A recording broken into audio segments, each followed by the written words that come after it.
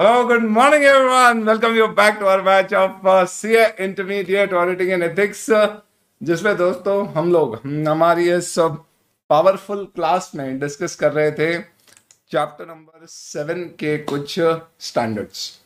हमने कल कंप्लीट कर लिया हमारा डिस्कशन 560, 570, 580 एंड 450 पे, और 200 सीरीज के हमारे दो स्टैंडर्ड है यहाँ पे 260 और 65, वो आप डिस्कस करेंगे ना। 260 एंड 65 अपने आप में एवरेज इंपॉर्टेंट स्टैंडर्ड है, लेकिन 265 पे थोड़ा ज़्यादा फोकस देना, क्योंकि अभी तक कम पूछा गया है, छोटा सा स्टैंडर्ड है, फाइनल के सिलेबस से हटा दिया है, तो मुझे ऐसा लगता है कि इंटर में इसका रेलेवेंस बढ़ा देंगे।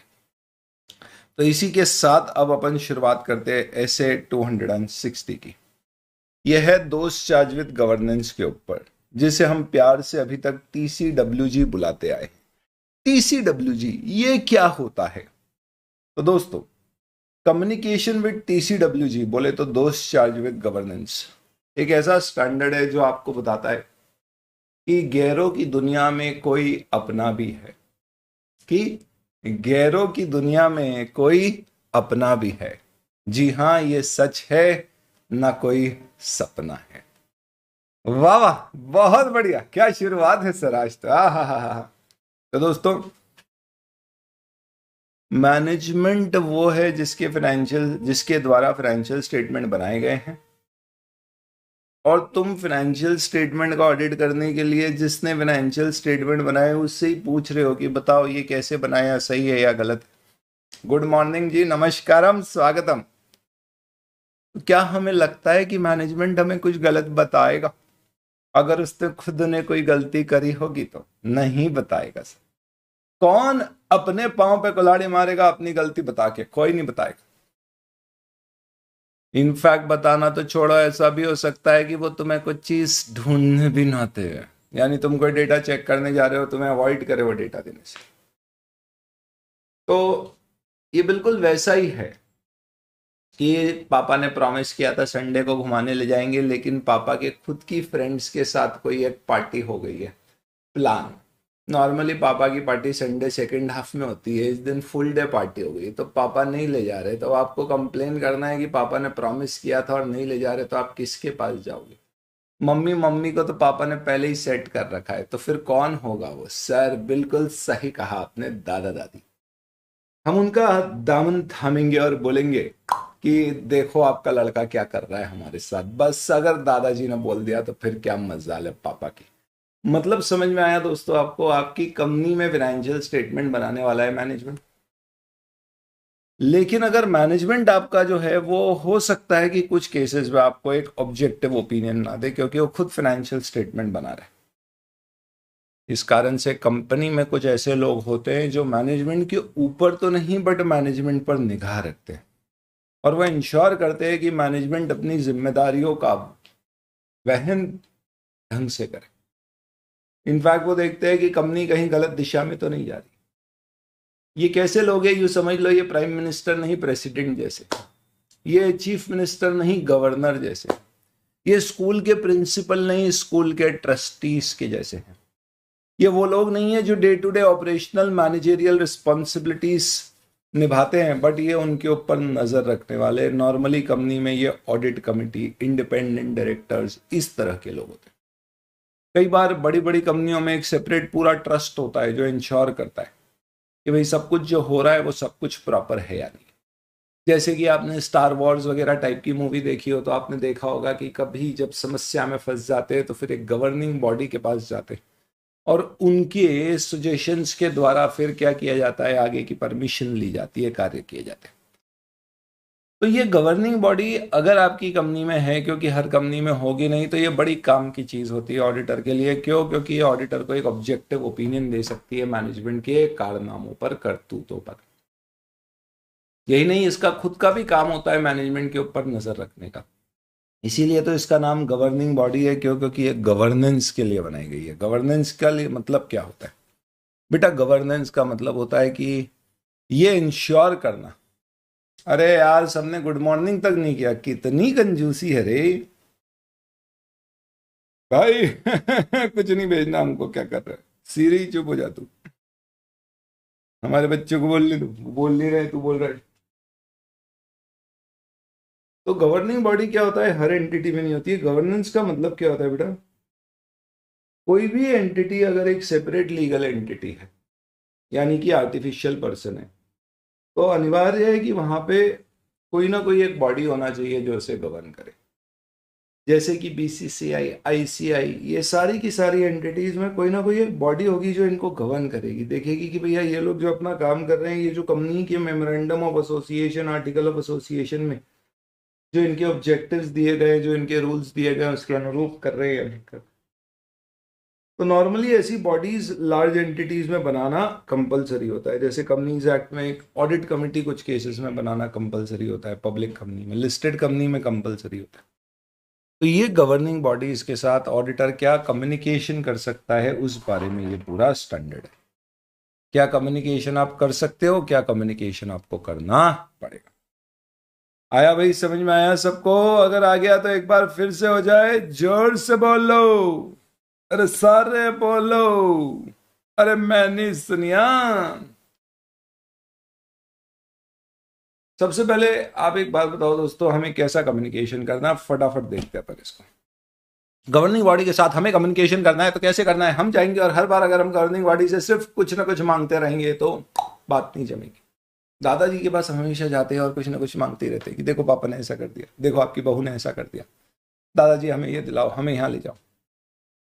तो एक समय के बाद वो भी, लेकिन अगर आप भी दादाजी के छोटे मोटे काम करते रहेंगे तो इससे क्या होगा दोस्तों कि दादाजी का भी आप में इंटरेस्ट बरकरार रहेगा। जैसे थोड़ी आप रूम के अंदर मम्मी पापा में क्या खींचतान हो रही है, पापा घूमने फिरने आजकल कहाँ जा रहे हैं, पैसे कहाँ उड़ा रहे हैं, ऐसी बातें अगर आप दादाजी को भी बता रहे हैं, उनकी भी इंटरेस्ट की, उन्हें खुद को कुछ नहीं करना लेकिन उनको नजर तो रखनी है ना।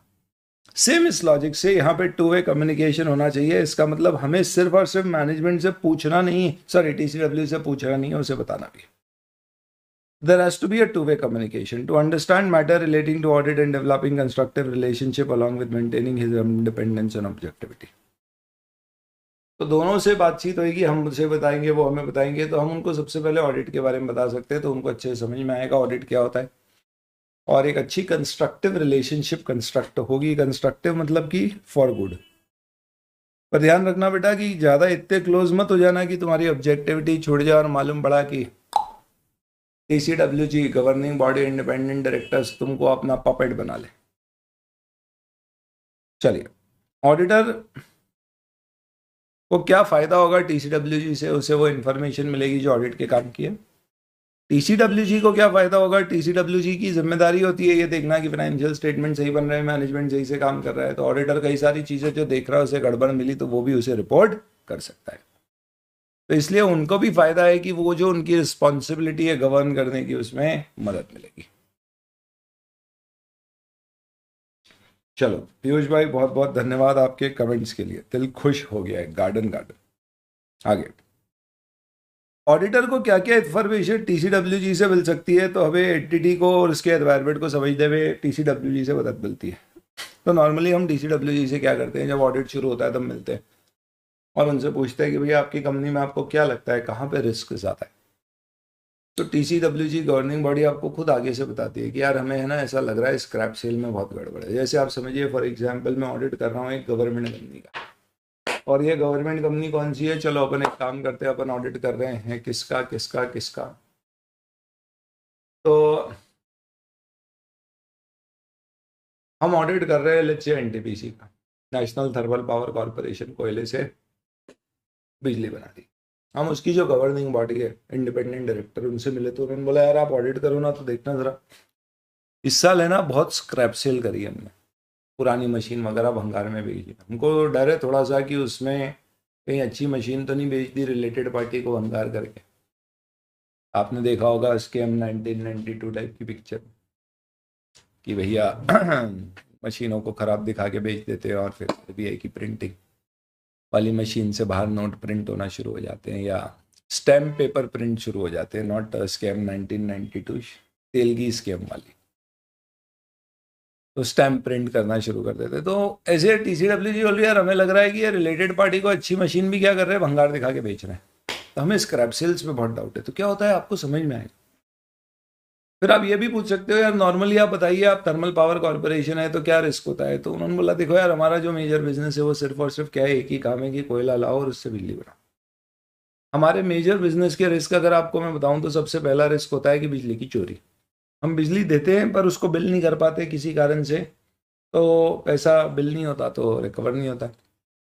दूसरा, कहीं ना कहीं परचेज पे चोरी होती है कि कोयला आता है, और कोयला जब आता है हमारे फैक्ट्री में तो कई बार क्या होता है, वजन से हम कोयला खरीदते हैं तो कई बार क्या करते हैं, मिली भगत कर लेते हैं ये लोग सप्लायर से, और फैक्ट्री में आने से कुछ समय पहले कोयले में पानी डाल देते हैं। तो जब फैक्ट्री में आता है कोयला इतना भारी हो जाता है कि उसका वजन ज़्यादा हो जाता है, तो वो सामने वाला पेमेंट ज़्यादा ले लेता है, जबकि वो पानी सूख जाता है, उससे एक्चुअल में हमें कोई फ़ायदा नहीं मिलता और कोयला ख़राब हो जाता है अगर गीला यूज़ कर ले। हमने बोला इसके तरीके क्या है फिर चेक करने के? उन्होंने बोला आइडियली जैसे ही कोयला फैक्ट्री में आता है उसका एक मॉइस्चर टेस्ट किया जाना चाहिए हमारे यहाँ लेबोरेटरी, और मॉइस्चर का लेवल अगर एक परसेंटेज से ऊपर होता है तो अकॉर्डिंगली हम वेट को रिड्यूस कर देते हैं। तो ये प्रोसीजर फॉलो होना चाहिए हर परचेज में। तो क्या होगा दोस्तों, बातचीत से आपको समझ में आएगा कि एंटिटी क्या है, उसका क्या एनवायरनमेंट है, उसके क्या रिस्क है, आपको ऑडिट एविडेंसेस कहाँ से मिल सकते हैं, और कोई स्पेसिफिक ट्रांजैक्शंस वगैरह के बारे में जानकारी मिल सकती है। तो आप चाहेंगे तो मेरा ये एग्जांपल यहाँ पे नोट कर लेंगे, कोयले वाला, और इसके साथ आपको ये फ़ायदे हैं TCWG से कम्युनिकेशन करने के। तो सबसे पहला पॉइंट जो अपन ने पढ़ा है इसे 260 में, वो है benefits of two way communication और benefits of communication with TCWG।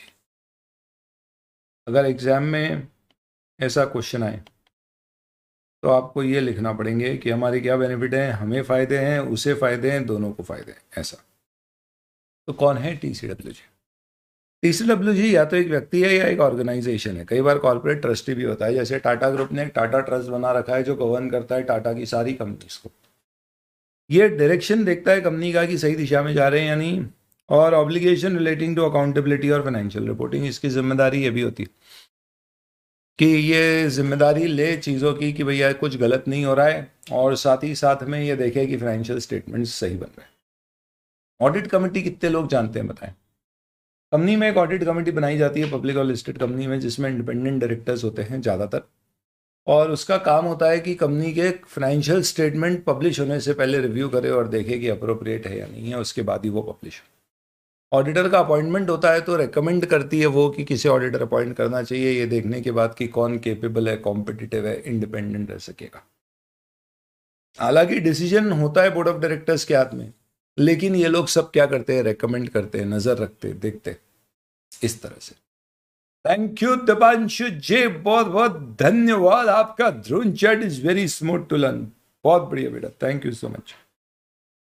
Governance structure vary by entity, for example in some entity. सुबह सुबह जब ऐसे फीडबैक मिलते हैं ना दोस्तों, ऐसी एनर्जी पंप अप हो जाती है कि समझ नहीं आता है। ऐसा लगता है कि यह घर पहुंच जाए आपके एकदम आशीर्वाद लेकर, और बोले दीपांशु भाई, पीयूष भाई, आग लगा देना तुम तो ऑडिट के पेपर में, ऐसा आंसर लिखना हाय हाय कि सी इंस्टीट्यूट तुम्हारी कॉपी कोई सजेस्टेड आंसर बना दे। फिर ज्यादा हो रहा है, थोड़ा कंट्रोल करिए जी। तो गवर्नेंस स्ट्रक्चर एंटिटी वेरी करेगा, इसमें तो कोई बताने की बात ही नहीं है। कुछ सुपरवाइजरी बोर्ड होती है और एग्जीक्यूटिव बोर्ड होती है। सुपरवाइजरी मतलब जो नजर रखती है, एग्जीक्यूटिव मतलब एग्जीक्यूशन करती है, मैनेजमेंट।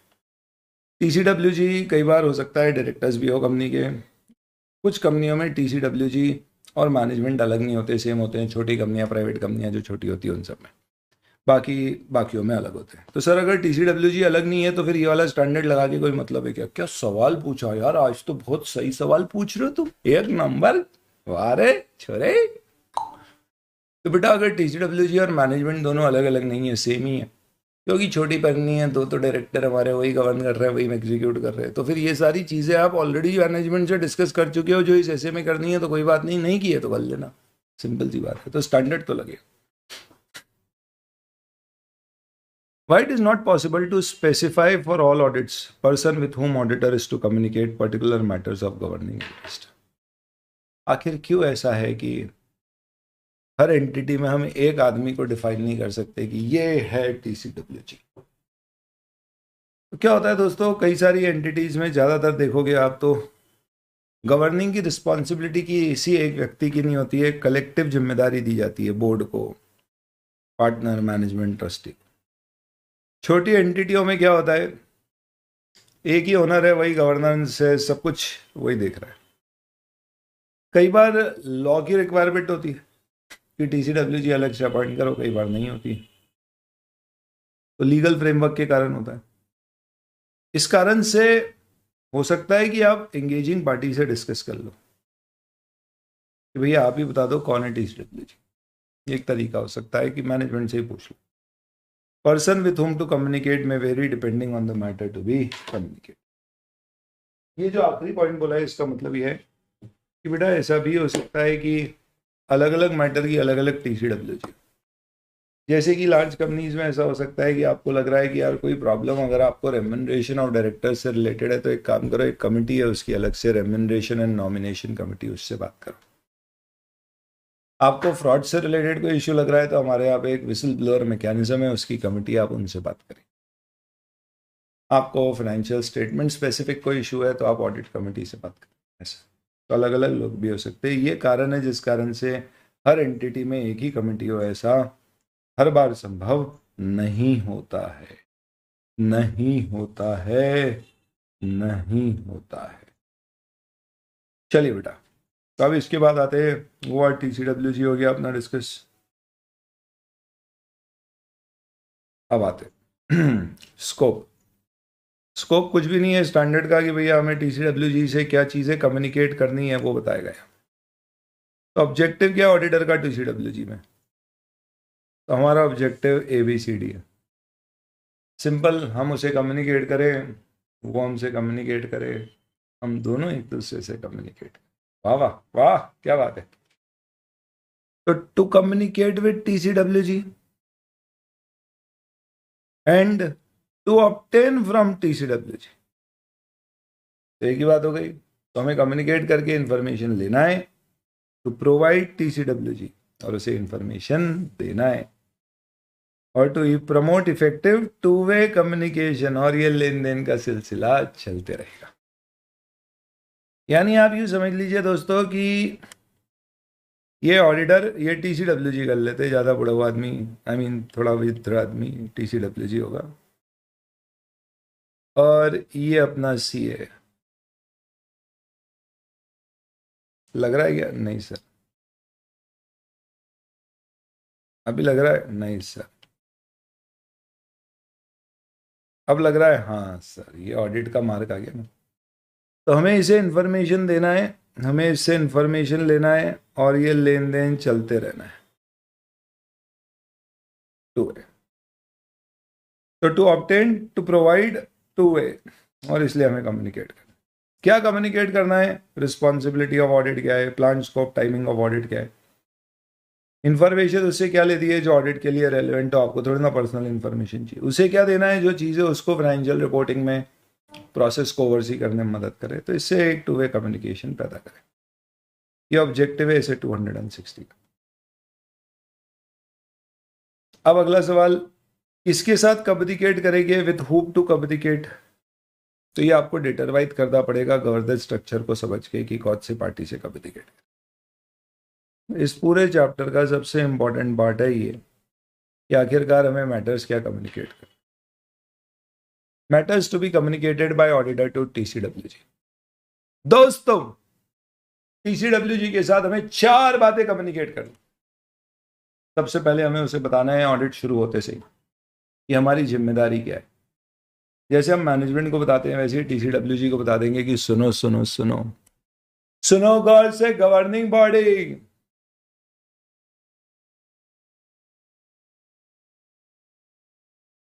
हमारा काम ऑडिटर का काम ओपिनियन देना है, और हमारे काम करने से मैनेजमेंट और आपकी जिम्मेदारी फाइनेंशियल स्टेटमेंट बनाने की कम नहीं होती।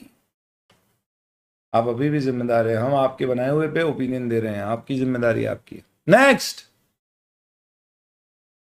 आप टीसीडब्ल्यूजी को थोड़ा सा ऑडिट के बारे में बता दो कि आपका प्लान स्कोप और टाइमिंग ऑफ ऑडिट क्या है। कि भाई हम ऑडिट प्लान करते हैं, ये रिस्क एरियाज है, ये हमने प्लान किया ऑडिट करने के लिए, इन सब पे हम फोकस करें, ये बता दीजिए। और ऑडिट के दौरान आपकी जो सिग्निफिकेंट फाइंडिंग्स है आप उसके साथ वो कम्युनिकेट कर दीजिए। सिग्निफिकेंट फाइंडिंग्स में हम क्या कम्युनिकेट करेंगे? सबसे पहले हमें कम्युनिकेट करना है अगर आपको कोई क्वालिटेटिव प्रैक्टिसेस में इशू आ रहा है, आपको लग रहा है अकाउंटिंग पॉलिसी सही है पर अच्छी नहीं है, जजमेंट सही है पर बेहतर हो सकते हैं, एस्टिमेट सही है पर अप्रोप्रिएट और हो सकते हैं, फाइनेंशियल रिपोर्टिंग फ्रेमवर्क जो आप फॉलो कर रहे हो उसे और बेहतर किया जा सकता है। हाँ बेटा, सफिशिएंट होगा अगर सिर्फ ड्रोज चार्ट और क्वेश्चन बैक करोगे, बिल्कुल। ब्रह्मास्त्र या ड्रोज चार्ट में से कोई भी एक चीज कर लो। अब ये क्वालिटेटिव प्रैक्टिस का मतलब क्या है, फटाफट सुनो। एक बात बताओ बेटा,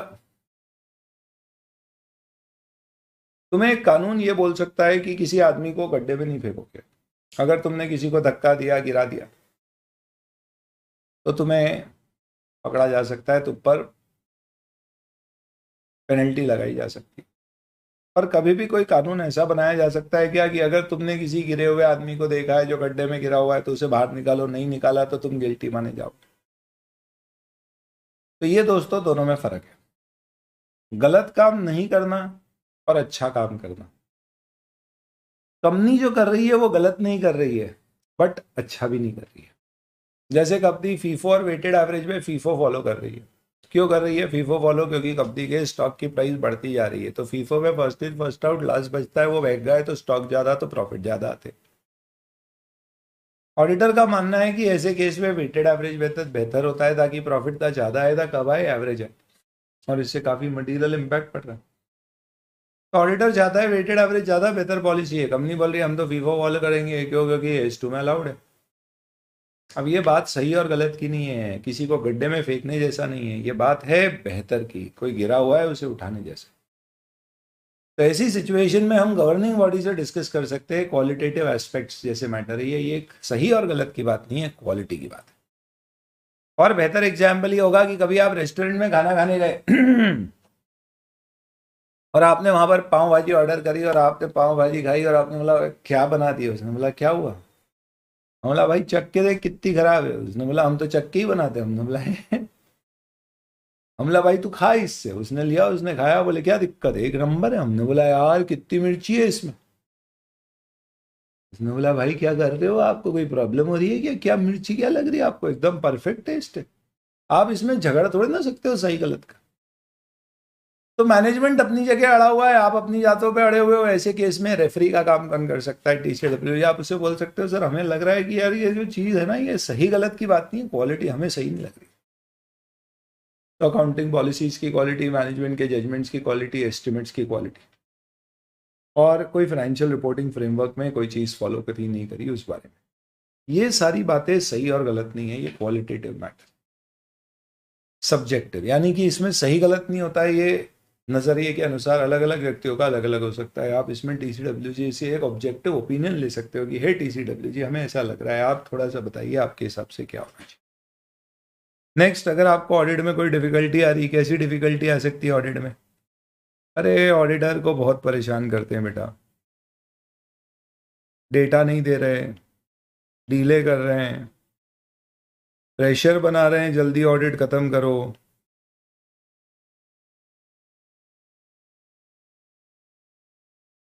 बहुत एफर्ट लगता है,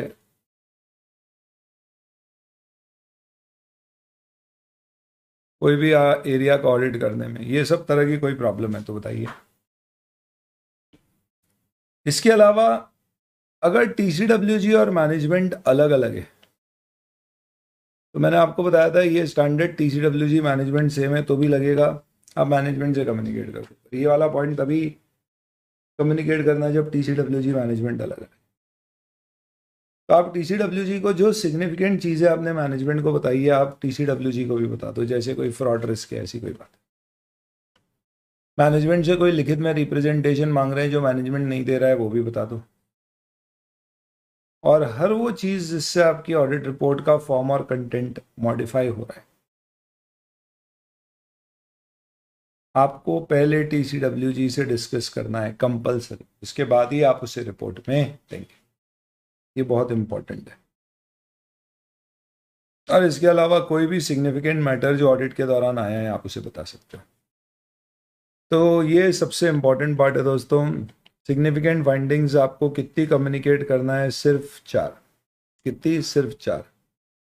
S for plan scope and timing of audit, I for independence, अभी बताता हूं मैं, इसको थोड़ा इधर लगाना था। ये आपका इसका शॉर्ट फॉर्म है, याद रखने का। आई फॉर इंडिपेंडेंस अभी पढ़ेंगे। R for role responsibility of auditor, और एफ फॉर फाइंडिंग्स। तो सर सिर्फ 4 में 4 क्यों लिखा है? क्योंकि फाइंडिंग्स के अंदर फिर 4 मुद्दे हैं। कौन से? क्वालिटेटिव एस्पेक्ट, कोई डिफिकल्टी आई हो जब डिफरेंट हो टीसीडब्ल्यूजी और मैनेजमेंट तो, और एनी अदर सिग्निफिकेंट मैटर जो ऑडिट के दौरान आए।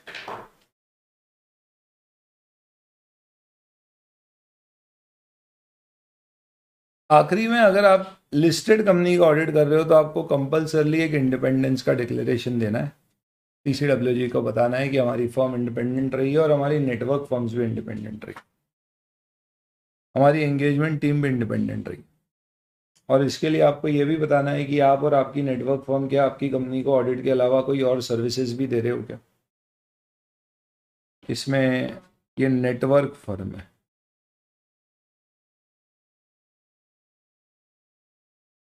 तो पहले रिलेशनशिप जो इंडिपेंडेंस को अफेक्ट कर सकती है, जैसे आपकी टोटल फीस ऑडिट और नॉन ऑडिट के लिए क्या है, नेटवर्क फर्म ने क्या क्या सर्विसेज दी है एंटिटी को और उसकी सब्सिडरी पेरेंट को, और एक स्टेटमेंट कि हमने एथिकल रिक्वायरमेंट फुलफिल की है। किसने? फर्म ने, नेटवर्क फर्म ने, एंगेजमेंट टीम ने और सभी जुड़े हुए लोगों ने। ये लिस्टेड कंपनी के केस में सिर्फ देना है, इस सब में नहीं देना है। कम्युनिकेट कब करना है आपको? हमेशा टाइमली बेसिस पे करते हैं कम्युनिकेट। टाइमली बेसिस का मतलब क्या होता है? वो डिपेंड करेगा सिचुएशन पे। राइटिंग में कम्युनिकेट करोगे क्या, तो कुछ चीज़ें राइटिंग में कम्युनिकेट होगी, जैसे सिग्निफिकेंट फाइंडिंग है, इंडिपेंडेंस की रिक्वायरमेंट है क्योंकि ये मैंडेट। कम्युनिकेशन एडिक्वेट होना चाहिए, टू वे पर्याप्त होना चाहिए। अगर नहीं हुआ है तो फिर आपको शायद रिपोर्ट मॉडिफाई करना होगी या विड्रॉ करना पड़ेगा। और डॉक्यूमेंट कर लेना जो भी कम्युनिकेशन आपने किया है टीसीडब्ल्यूजी के साथ।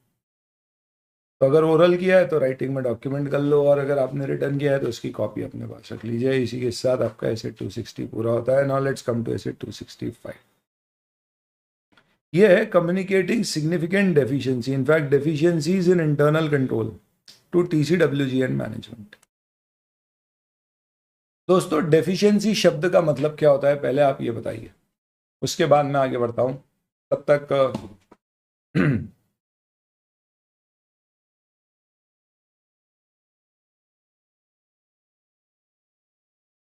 चलिए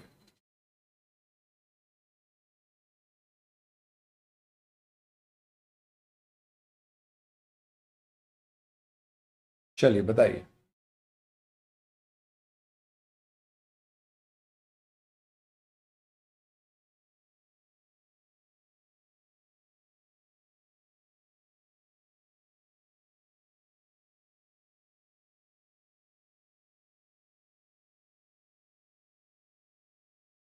कमी, बहुत बढ़िया, क्या गजब बताया यार आयुष, दिल जीत लिया बेटा तुमने। इतने सिंपल शब्द से इतनी डिफिकल्ट चीज तुमने समझा दी, मजा आ गया।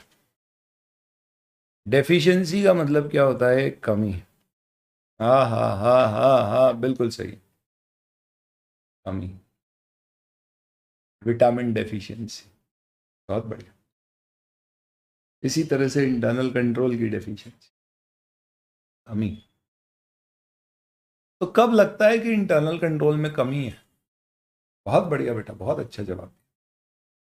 जब आपको लगता है कि या तो कोई कंट्रोल जो होना चाहिए था वो नहीं है, इसे कहते हैं नॉन एग्जिस्टेंस,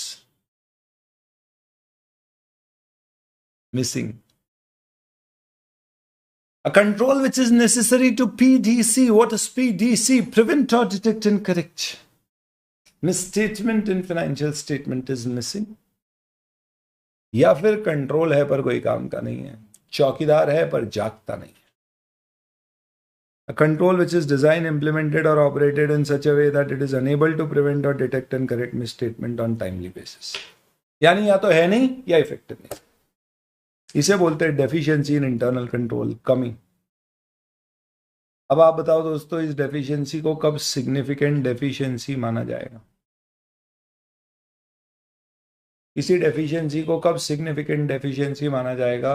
जब आपको लगता है ये मैटर इतना सीरियस है कि आपको TCWG को बता देना चाहिए। तो deficiency or combination which in auditor's judgment is of sufficient importance to merit attention of TCWG. It does not depends on क्या एक्चुअल में मिसस्टेटमेंट हो चुका है। अगर होने वाला है तो उसे भी क्या किया जाएगा? डेफिशिएंसी बोला जाएगा, अगर आपको लगता है वो बड़ा मिसस्टेटमेंट हो सकता है। तो दोस्तों, deficiency does not necessarily means what? कि फ्रॉड हो चुका है तो ही डेफिशिएंसी है। अगर आपको लग रहा है फ्रॉड होने वाला है तो भी उसे डेफिशिएंसी माना जा सकता है। तो ये स्टैंडर्ड कहता है कि भाई आपको अगर ऑडिट के दौरान कोई डेफिशिएंसी मिली है इंटरनल कंट्रोल में, तो क्यों ना आप उसे मैनेजमेंट और गवर्निंग बॉडी को बता दें। पर सर ये तो ठीक है, पर आपने बोला डेफिशिएंसी तब सिग्निफिकेंट है जब आपको लगता है कि ये TCWG को बताना चाहिए। तो हमें यही नहीं समझ में आ रहा है कि हम कैसे डिसाइड करें कि TCWG को बताना चाहिए क्या। तो ये आपको बेसिस दिए गए जिसके बेसिस पे आप डिसाइड करोगे whether deficiency constitute a significant deficiency. तो whether deficiency of internal control is a significant deficiency. ये क्वेश्चन एग्जाम पे आए तो ये लिख रहा है। मुझे बताओ कब किसी चीज को तो बातोगे कि बाप रे ये तो बहुत सिग्निफिकेंट है? जब बड़े बड़े अमाउंट इन्वॉल्व, ह्यूज अमाउंट्स, या फिर बहुत सारी ट्रांजैक्शंस उससे अफेक्ट हो रहे हैं। यानी कि जो वॉल्यूम ऑफ एक्टिविटी, जो ट्रांजैक्शंस अफेक्ट हो रहे हैं डेफिशिएंसी के कारण, वो बहुत ज़्यादा है। Huge volumes affected. जैसे कि आप समझिए एक mobile application of the bank में अगर कोई डेफिशिएंसी आपको मिल रही है कि लोग पैसे ट्रांसफ़र कर रहे हैं फिर भी बुक्स में नहीं आ रहे, तो ये सिग्निफिकेंट डेफिशिएंसी ऑफ कंट्रोल, क्योंकि इसका वॉल्यूम इतना बड़ा होगा, भले ही छोटे छोटे अमाउंट ही ट्रांसफ़र होते। देन कंपनी को इससे कितना लॉस हो सकता है, लॉस का पोटेंशियल कितना है? ज़्यादा है तो सिग्निफिकेंट है। ऐसा भी हो सकता है अभी लॉस हुआ नहीं है बट हो सकता है potential deficiency in future.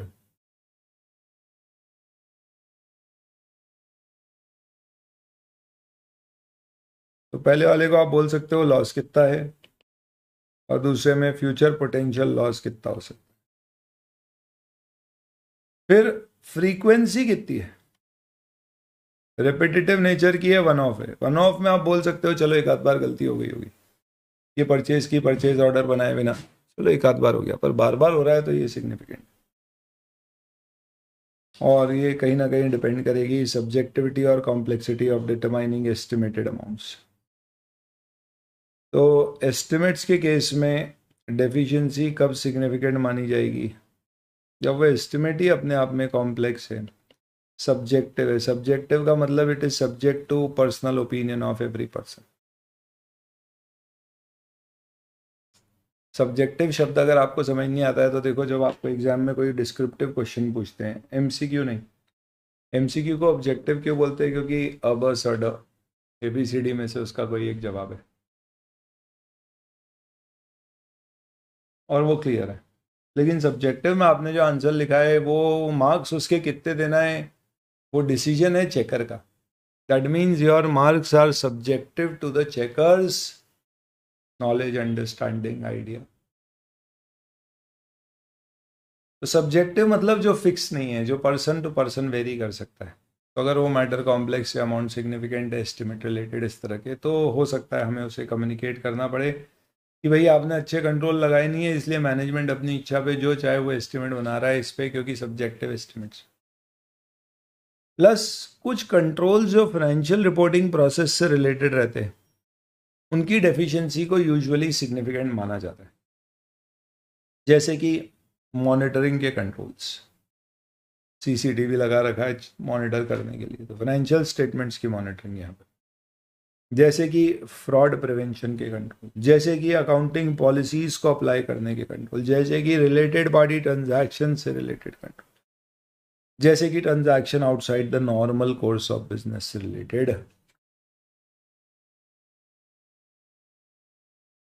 O, outside the normal course of business, P policy R related party.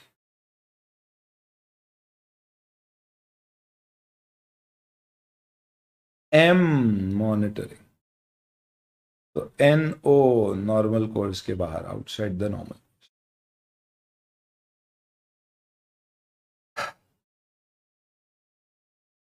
Q, Q से कुछ भी नहीं है तो सर ये तो धोखा है। हाँ हाँ हाँ। तो दोस्तों इसका आपका निमोनिक बन जाएगा। अच्छा एक और है, controls over year and period end financial reporting process. मतलब क्या है इसका, समझ गया? जो आपकी जर्नल एंट्रीज ईयर एंड के ट्रांजैक्शंस होते हैं, आपके एंड ऑफ द ईयर पे आप जो ट्रांजैक्शंस करते हो, ईयर एंड एडजस्टमेंट जिसे आप बोलते हो, वो वाले एडजस्टमेंट्स पे जो कंट्रोल है, क्योंकि इसमें सबसे ज़्यादा मैनिपुलेशंस होते हैं। इसे क्या बोलते हैं अपन, book entries, accounting entries, year end adjustment entries, या period end financial reporting entries, यानी आपकी जो बैलेंस शीट डेट की एंट्रीज हो रही है, क्लोजिंग एंट्रीज है। आप इसके लिए निमोनिक के रूप में यूज़ कर सकते हो कि वो कंट्रोल्स फाइनेंशियल रिपोर्टिंग से रिलेटेड, जो मॉनिटरिंग से रिलेटेड हैं, outside the normal course of business के हैं, अकाउंटिंग पॉलिसीज से रिलेटेड हैं, रिलेटेड पार्टीज से रिलेटेड हैं। क्यों हटा दिया हमने, तो क्यों हटाया, ये तो धोखा हो गया, तो फ्रॉड से रिलेटेड है। और बस इसका मतलब क्लोजिंग प्रोसेस से रिलेटेड, ईयर एंड क्लोज करो। आप आखिरी में लिख सकते हो L P Q R close. तो ये कंट्रोल्स नॉर्मली इंपॉर्टेंट मानते हैं। प्लस आपको ये देखना है कि आपके कंट्रोल का दूसरे कंट्रोल पे क्या इफेक्ट पड़ता है। जैसे कि अगर आपकी कंपनी में आईटी कंट्रोल्स खराब है, जैसे एंटीवायरस के कंट्रोल खराब है, तो सारे सिस्टम पे इम्पैक्ट पड़ेगा। हालांकि ये अकाउंटिंग रिलेटेड नहीं है, बट एक उदाहरण के लिए बता, तो अगर हमारी कंपनी में suppose for example cash verification control खराब है, तो इससे बहुत सारी चीज़ों पे इफेक्ट पड़ेगा, तो हम इसे नॉर्मली मटेरियल मानेंगे। इन चीज़ों को देख के आप डिसाइड करो कि आपको लगता है कंट्रोल मटेरियल है या नहीं है। कैसे याद रखोगे, तो ये तो मैंने क्या रिवाइज किया, पढ़ाई दिया तुमको बहुत आराम से। इंपॉर्टेंट चीज़ों पे अपन रश नहीं कर रहे बेटा। तो कैसे ध्यान रखेंगे, समझ में आ गया आई होप आपको। नंबर वन, आपको ये सोचना है अमाउंट बढ़ा है, ओ वॉल्यूम बढ़ा है, ओ फ्रीक्वेंसी बढ़ी है, ओ पोटेंशियल लॉस आगे ज़्यादा हो सकता है, या अभी लॉस ज़्यादा हो रहा है, या ये कंट्रोल बहुत सारे कंट्रोल्स को अफेक्ट करता है, या फाइनेंशियल रिपोर्टिंग प्रोसेस से रिलेटेड कंट्रोल। इससे आप डिसाइड करो कंट्रोल सिग्निफिकेंट है या नहीं। कब ऐसा लगेगा हमें सर कि कुछ तो गड़बड़ है दया, कुछ तो गड़बड़ है, what are the indicators of deficiencies of internal control. तो ऐसा कहते हैं कि normally deficiency of internal control कब लगेगी, जैसे आप बताओ ऑडिट के दौरान तुम्हें अगर कोई मिसस्टेटमेंट मिल गया, कुछ फाइनेंशियल स्टेटमेंट में गड़बड़ मिल गई, तो मिसस्टेटमेंट मिलने का मतलब ही अपने आप में एक इंटेंट चेक दिख रहा है कि भैया शायद कंट्रोल्स खराब। तो misstatement detected in itself is a proof कि कंट्रोल सही से काम नहीं कर रहे। सही है। आपको प्रायर पीरियड आइटम दिख रही है वाले P&L में, इसका मतलब है पास्ट ईयर में आपसे कोई चीज़ें छूट गई थी रिकॉर्ड होने से, जो इस साल रिकॉर्ड हुई है। S5 में पढ़ा होगा आपने, ये भी एक शो इंडिकेशन है कि यार आपके कंट्रोल ढंग से चल नहीं रहे। इसके अलावा आप देखेंगे कंट्रोल के कंपोनेंट्स होते हैं, components of internal control, chapter 3 में देखेंगे आप। एक होता है कंट्रोल एनवायरनमेंट। अगर आपका कंट्रोल एनवायरनमेंट वीक है, क्या मतलब कंट्रोल एनवायरनमेंट वीक है, तो कंट्रोल एनवायरनमेंट आप वहाँ पे पढ़ोगे, कंट्रोल्स प्रिवेंट नहीं कर पा रहे हैं, मैनेजमेंट सिग्निफिकेंट डेफिशिएंसीज उसे बता रहे हैं फिर भी सही नहीं कर रहा है, फ्रॉड हमने डिटेक्ट नहीं कर पा रहा है, मैनेजमेंट खुद मिला हुआ है, PCWG मॉनिटर नहीं कर पा रहा है, कंट्रोल एनवायरनमेंट की कमी है। ये कंपोनेंट्स ऑफ इंटरनल कंट्रोल होते हैं। इसका निमोनिक यूज़ करते हैं अपन वहाँ पर, काकी मौसी रैप। हमारी काकी और मौसी रैप करने लगी। का मतलब कंट्रोल एक्टिविटी, की मतलब कंट्रोल एनवायरनमेंट। तो ये पहला पॉइंट है कंट्रोल एनवायरनमेंट। मो मतलब मॉनिटरिंग, सी को उल्टा कर दो IS इंफॉर्मेशन सिस्टम, और रैप मतलब रिस्क असेसमेंट प्रोसीजर्स जो एंटिटी का। तो अगर absence of risk assessment procedures है या इनइफेक्टिव है या रिस्पॉन्स टू रिस्क असेसमेंट नहीं है, तो ये सारे आपके किससे रिलेटेड पॉइंट है? रिस्क असेसमेंट, कि आप रिस्क असेस नहीं कर रहे हो, रिस्क असेस करके रिस्क पता कर रहे हो पर उस पर रिस्पॉन्स डेवलप नहीं कर रहे हो, या ढंग से रिस्क असेस नहीं कर रहे हो, ये सब risk assessment related. Management is unable to oversee the preparation of financial statement, monitoring controls की प्रॉब्लम है। तो यहाँ पे ये 5 में से 3 कंपोनेंट के ऊपर बेस्ड है, ऐसे आप याद रखो।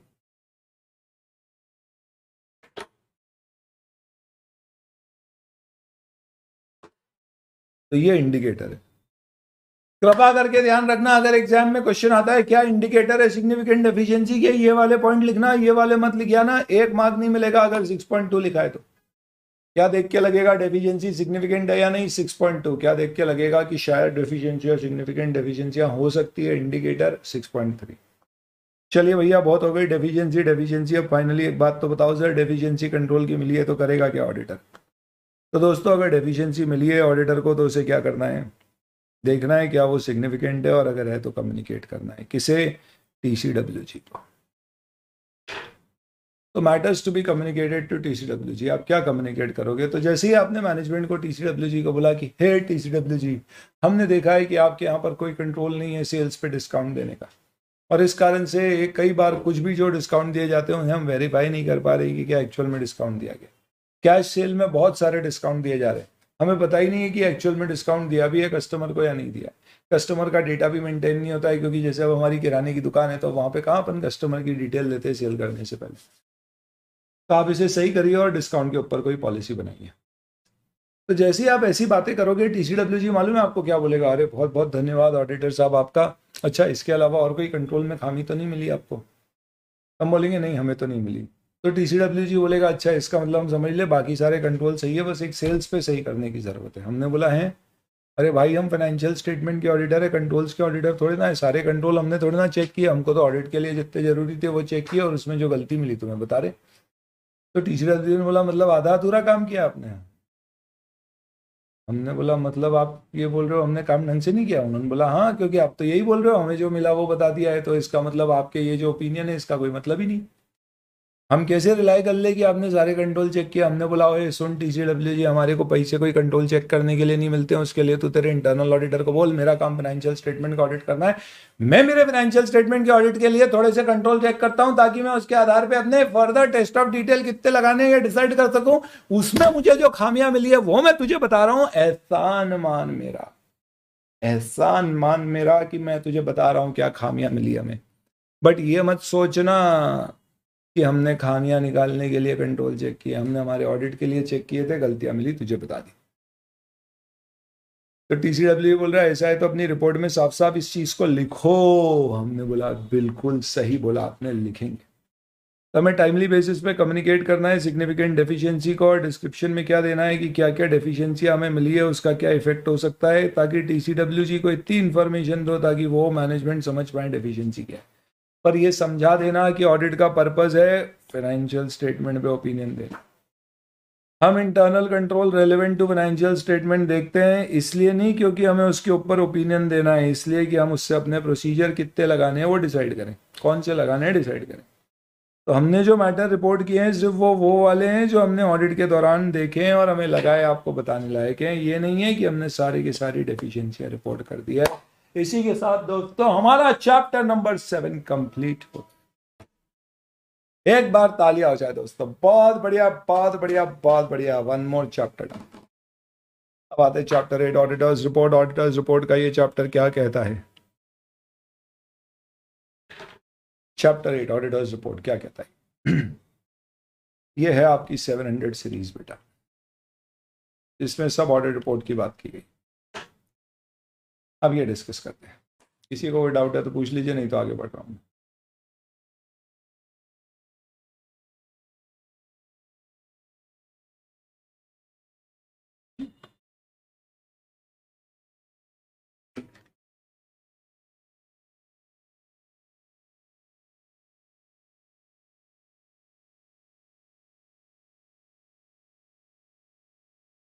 बोलो रे।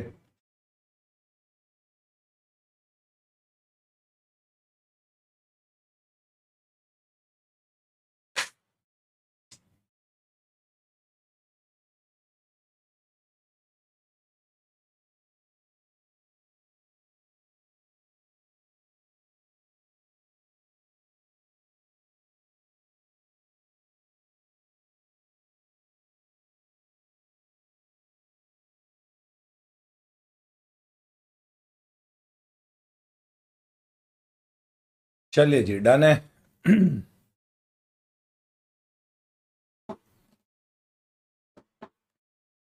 आगे बढ़ते हैं। ऑडिट रिपोर्ट ऐसे 700 या 700 सीरीज ऑडिट रिपोर्ट की बात करती है दोस्तों, जिसमें सबसे पहली चीज़ ऐसे 700 है जो forming an opinion and making a report on financial statements auditors report की बात करता है।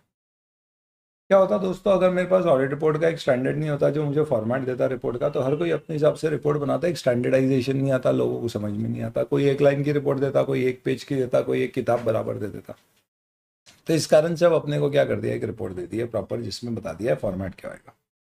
तो हमारा उद्देश्य क्या है, एक ओपिनियन फॉर्म करना है हमें किस पे, फाइनेंशियल स्टेटमेंट पे। और कैसे बनाएंगे, जब हमें रीजनेबल एश्योरेंस मिलेगा।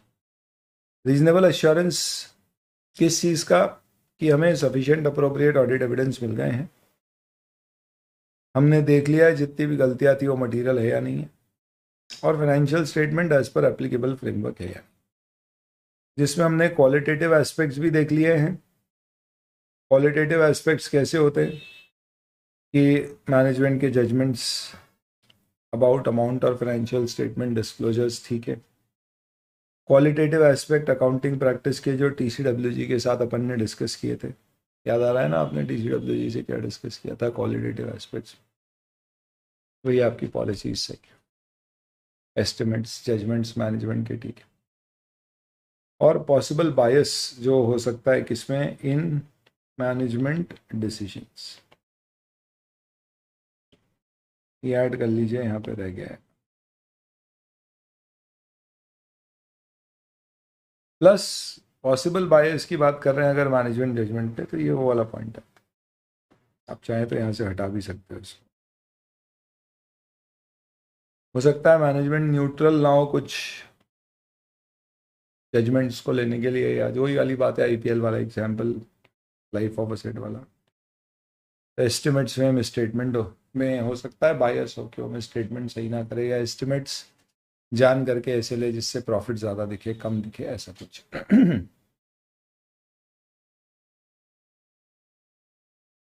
तो इसके आधार पे अब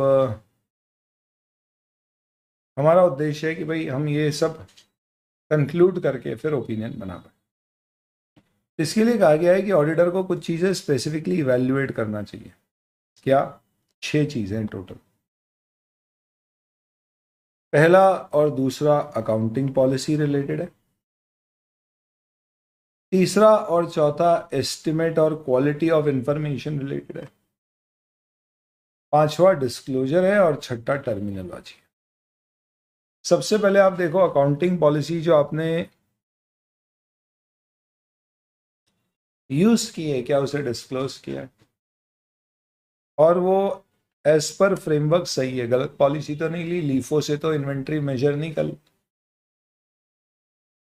नेक्स्ट, अकाउंटिंग एस्टिमेट जो मैनेजमेंट ने बनाए हैं वो रीजनेबल है, और जो इंफॉर्मेशन प्रेजेंट की है वो रिलायबल, कंपेरेबल, अंडरस्टैंडेबल। तो policy, estimate, policy. Quality of information, disclosures इतने हैं कि यूजर्स को मटेरियल चीजों का से रिलेटेड सारी जानकारी मिले, और टर्मिनोलॉजी फाइनेंशियल स्टेटमेंट में कुछ गलत नहीं यूज की है, इंक्लूडिंग द टाइटल की प्रॉफिट एंड लॉस स्टेटमेंट को आपने स्टेटमेंट प्रॉफिट लॉस लिखा है, नॉट फॉर प्रॉफिट ऑर्गेनाइजेशन हो तो इनकम एंड एक्सपेंडिचर स्टेटमेंट लिखा। ये 6 चीजें ऑडिटर इवेल्युएट करेगा, और अगर कंप्लायंस की जगह फेयर प्रेजेंटेशन फ्रेमवर्क है तो वो फर्दर इवेल्युएट करेगा कि क्या ओवरऑल प्रेजेंटेशन जो दिया गया है फाइनेंशियल स्टेटमेंट का वो true and fair view achieve कर पा रहा है या नहीं।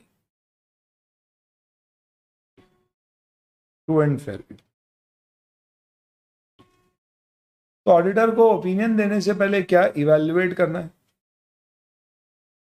He has to evaluate policies, estimates, policies, quality of information, disclosures and terminology.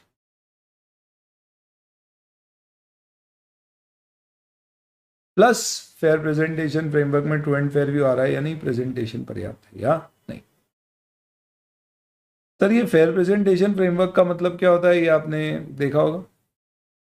दो तरह के फ्रेमवर्क होते हैं जिसपे ऑडिटर रिपोर्ट देता है या फाइनेंशियल स्टेटमेंट मैनेजमेंट बनाता है। पहला फ्रेमवर्क होता है जिसमें मैनेजमेंट बोलता है भैया हम इंफॉर्मेशन उतनी देंगे जितनी मांगी गई, बस। जैसे सरकारी दफ्तरों में काम किया जाता है, एक सरकारी बैंक में जाओगे आप, उससे जितना पूछोगे उतना ही बोलेगा, एक्स्ट्रा कुछ नहीं बताएगा। आपने उससे पूछा कल बैंक चालू है, बोलेगा चालू है। फिर कल हम गए तो बैंक बंद निकली, हमने बोला यार हम तो कल पूछ के गए थे चालू है या नहीं, उसने बोला हमारे लिए चालू है, स्टाफ को आना था, कस्टमर के लिए बंद। हमने बोला बाहर निकल, तेरे को छोड़ेंगे नहीं।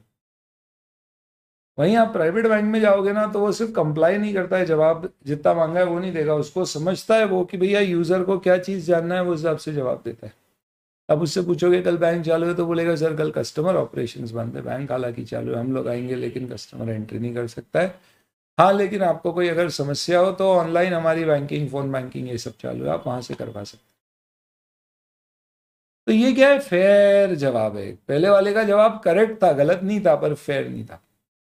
तो जो सिर्फ करेक्ट देने के ऊपर सोचता है उसे कहते हैं कंप्लायंस फ्रेमवर्क, जो फेयर जवाब देने की सोचता है उसे कहते हैं fair presentation. Financial statement companies act कहती है फेयर प्रेजेंटेशन फ्रेमवर्क से ही बनना चाहिए, यानी हमने जो मांगा है उसके अलावा कोई इन्फॉर्मेशन जरूरी है यूजर की जानकारी के लिए तो मैनेजमेंट खुद से दे। इसलिए बोलते हैं फेयर प्रेजेंटेशन फ्रेमवर्क और कंप्लायंस में फर्क क्या है। कंप्लायंस कंप्लाइज मतलब पालन करना, complies with the requirement of the framework but does not follows 1 and 2 given here. Fair presentation framework compliance plus ये 1 and 2 भी फॉलो करता है, ये 1 and 2 बिलो होगा, ये 1 और ये 2 ऐसा।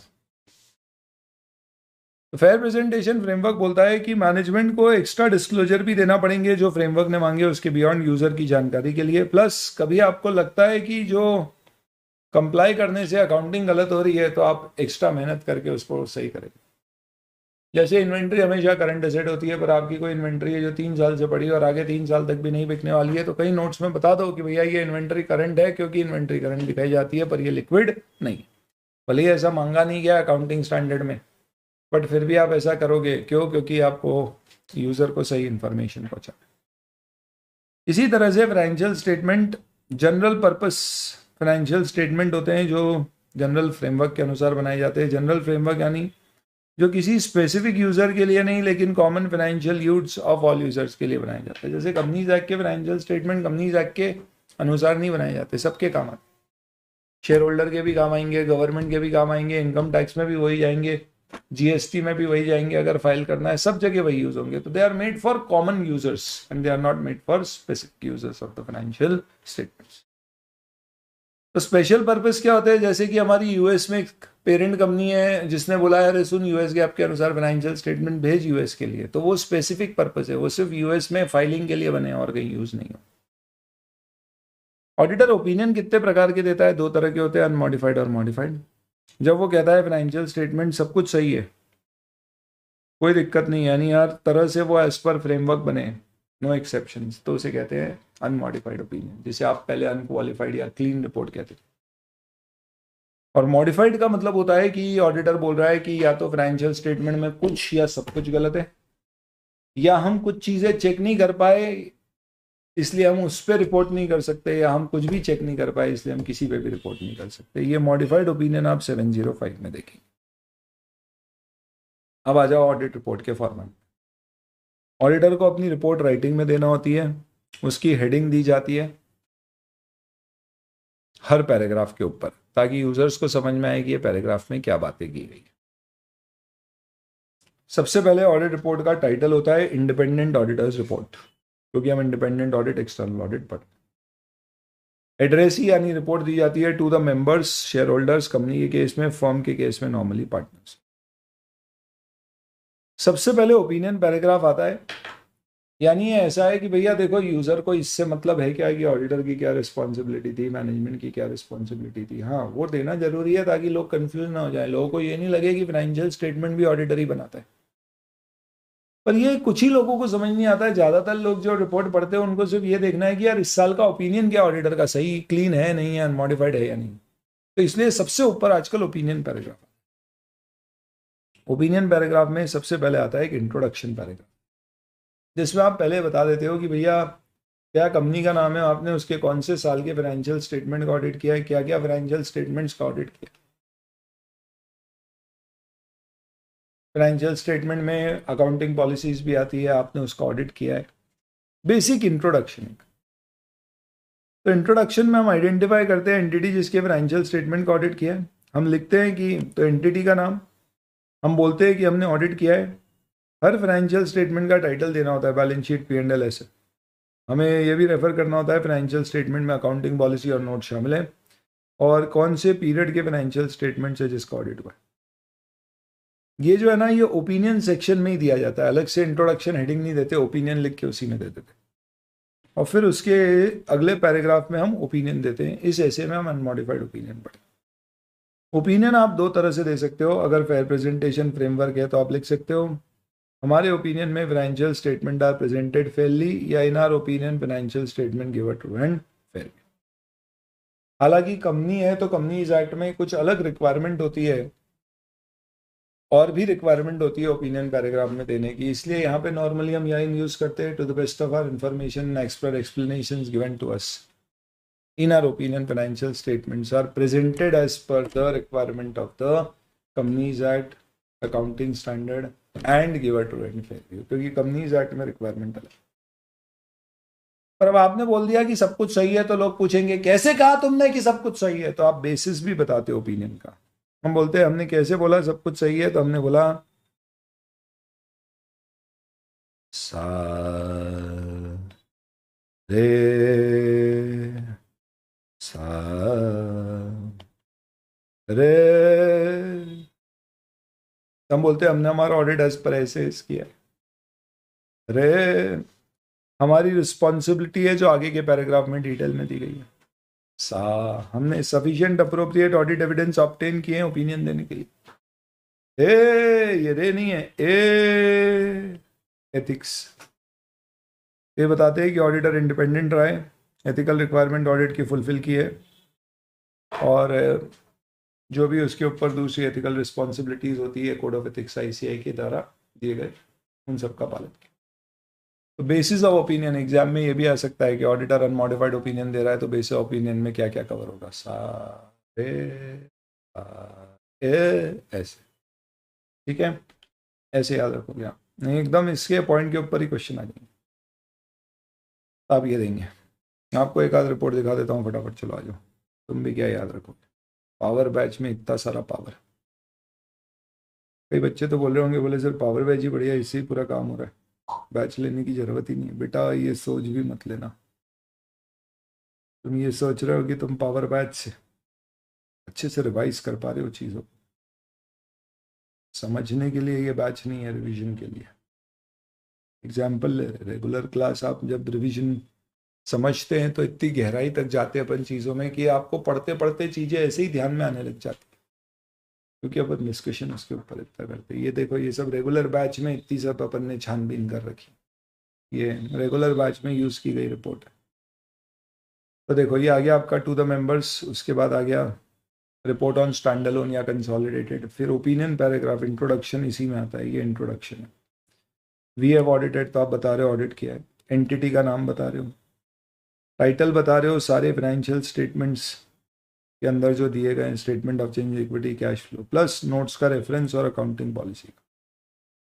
फिर आप लिख रहे हो in our opinion to the best of our information and according to explanation given to us, क्योंकि कंपनीज एक्ट में ये फ्रेज यूज होता है, they give information as per companies act and give a true and fair view of state of affairs and profit, और इंडेस follow करते हैं तो other comprehensive income and cash flow and changes in equity.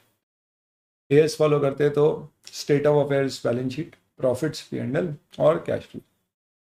फिर आता है basis of opinion, ये सारे ethics कि हमने हमारा ऑडिट जो किया है स्टैंड अलोन फाइनेंशियल स्टेटमेंट का, या एज पर ऐसे किया है, कोड ऑफ एथिक्स के अनुसार किया है, ये सारा। और फिर उसके बाद आपका बेसिक ओपिनियन के बाद फिर दूसरे पैराग्राफ्स आते हैं अलग अलग स्टैंडर्ड्स के। चलिए, अब इसके बाद में अगर आपकी एंटिटी में गोइंग कंसर्न रिलेटेड कोई मटेरियल अनसर्टनिटी है तो उसका पैराग्राफ आएगा। तो ध्यान रखना, ये पैराग्राफ सिर्फ कब आता है? Only when material uncertainty on going concern exists, नहीं तो ये पैराग्राफ आएगा ही नहीं। की ऑडिट मैटर्स 801 में देखेंगे। जिम्मेदारी फाइनेंशियल स्टेटमेंट की किसकी है? मैनेजमेंट की, तो वो समझाना पड़ेगा। मैनेजमेंट रिस्पॉन्सिबिलिटी का एक पूरा ये सेक्शन होता है कि financial statement as per framework, internal control proper बनाना, गोइंग कंसर्न की तरफ फाइनेंशियल स्टेटमेंट बनाना, ये सब मैनेजमेंट की जिम्मेदारी। और फाइनेंशियल रिपोर्टिंग प्रोसेस पे ओवरसाइट करना, ये TCWG की जिम्मेदारी। तो हमारी जिम्मेदारी क्या है? सिर्फ ऑडिट करना। तो आप एक्सप्लेन करोगे कि ऑडिटर के क्या ऑब्जेक्टिव थे, तो ये ऐसे 200 में अपन ने पढ़ा था ऑब्जेक्टिव, वो लिखोगे। फिर लिखोगे कि हम रीजनेबल एश्योरेंस ऑब्टेन करते हैं और मटेरियल मिसस्टेटमेंट्स आइडेंटिफाई करते हैं। लिखेंगे कि प्रोफेशनल जजमेंट और प्रोफेशनल स्केप्टिसिज्म ऑडिट में लगाई जाती है। आपकी जिम्मेदारी मटेरियल मिसस्टेटमेंट पे, इंटरनल कंट्रोल पे, अकाउंटिंग पॉलिसी पे, गोइंग कंसर्न पे और ओवरऑल फाइनेंशियल स्टेटमेंट पर क्या है। और अगर आपने ब्रांच ऑडिटर, अदर ऑडिटर की मदद ली है तो उसका रेफरेंस। गवर्निंग बॉडी को आपने क्या क्या मैटर कम्युनिकेट किए हैं। इंडिपेंडेंस का डिक्लेरेशन अगर आपने लिस्टेड कंपनी है तो दिया है। और की ऑडिट मैटर ये 701 में पढ़ेंगे, वो आपको गवर्निंग बॉडी को कम्युनिकेट करना होते हैं। तो वो इसमें इतना भी आ सकता है कि ऑडिट रिपोर्ट में आप गवर्निंग बॉडी रिलेटेड क्या क्या मैटर लिखते हो। तो जो मैटर उन्हें कम्युनिकेट किए, लिस्टेड कंपनी है तो इंडिपेंडेंस का डिक्लेरेशन और की ऑडिट मैटर एप्लीकेबल है। तो ये बहुत ही ब्रीफ में ऑडिटर की रिस्पॉन्सिबिलिटी का सेक्शन है, उसमें क्या क्या आता है। उसके बाद में अभी खत्म नहीं हुआ है रिस्पॉन्सिबिलिटी सेक्शन। इसके बाद आप बताओगे अपना तो ये देखो, आप लिख दिया ABCDEFG, इधर पास में इन सबको इलेबोरेट किया।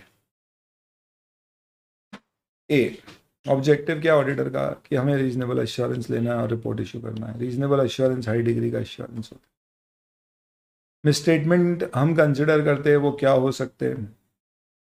जिम्मेदारी हमारी risk of material misstatement identify करने की है, इंटरनल कंट्रोल समझने की है, गोइंग कंसर्न की अप्रोप्रिएटनेस चेक करना है, पॉलिसी की अप्रोप्रिएटनेस, ओवरऑल प्रेजेंटेशन क्या कम्युनिकेट करते हैं, क्या हम क्या इंडिपेंडेंस का डिक्लेरेशन लिस्टेड एंटिटी में देते हैं कि हम और हमारी फर्म कैसे इंडिपेंडेंट है। ये सब तो सब ब्रीफ में आप एक्सप्लेन करें।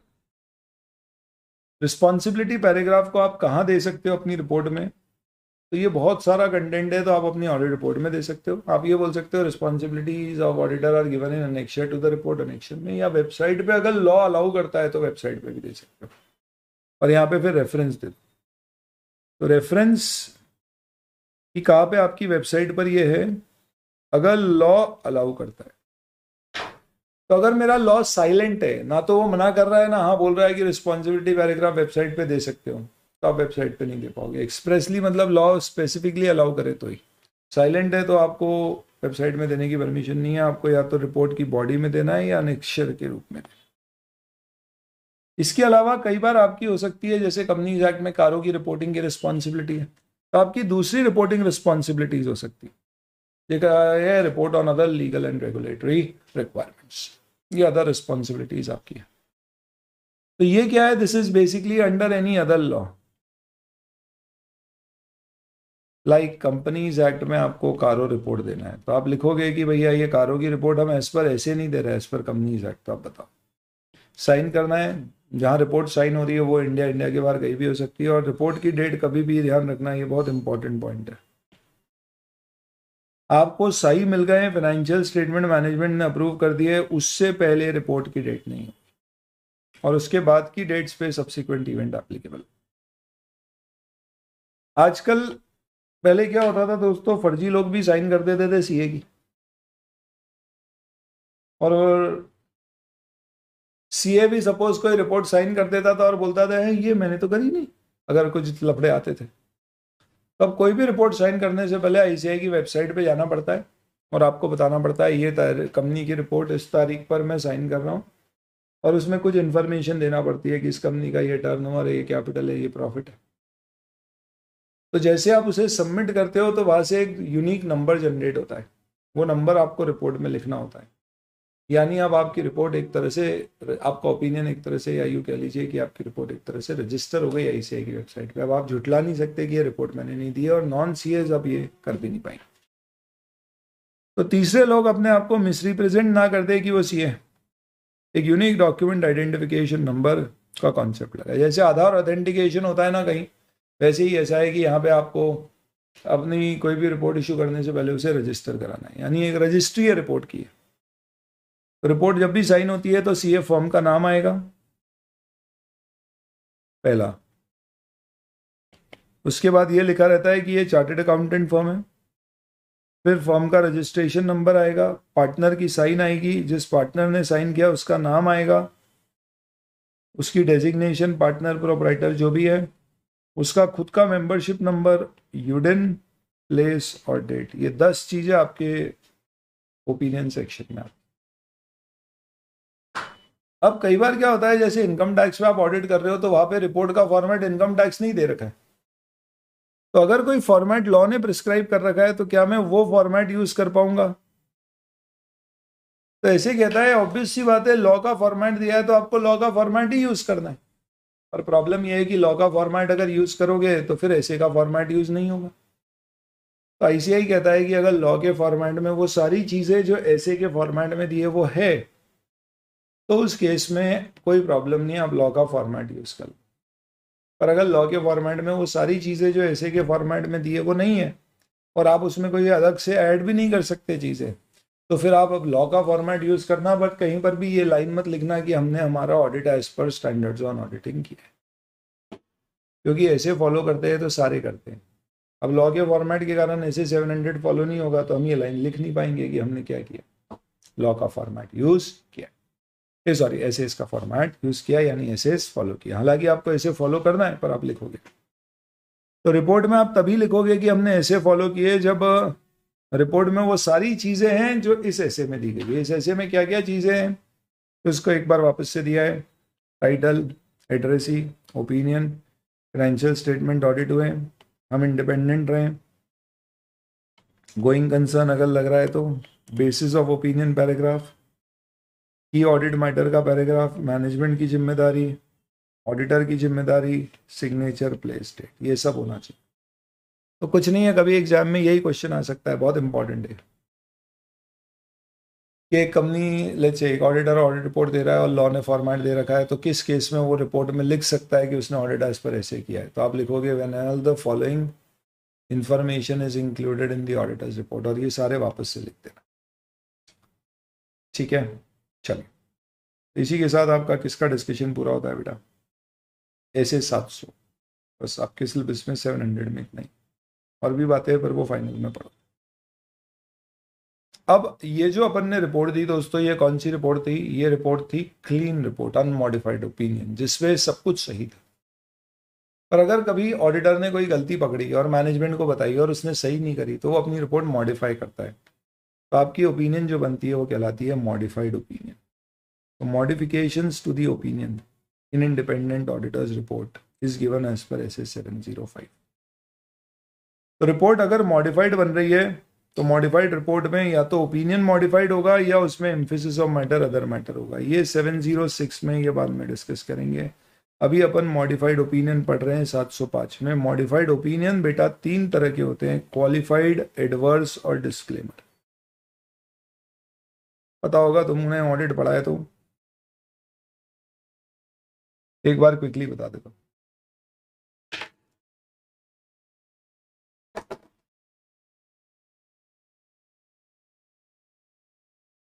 चलिए, शोले मूवी देखी क्या तुमने? शोले देखी हो तो ये एग्जाम्पल लूं, नहीं तो फिर कुछ और लूं। शोले, शोले हेलो, बोलो।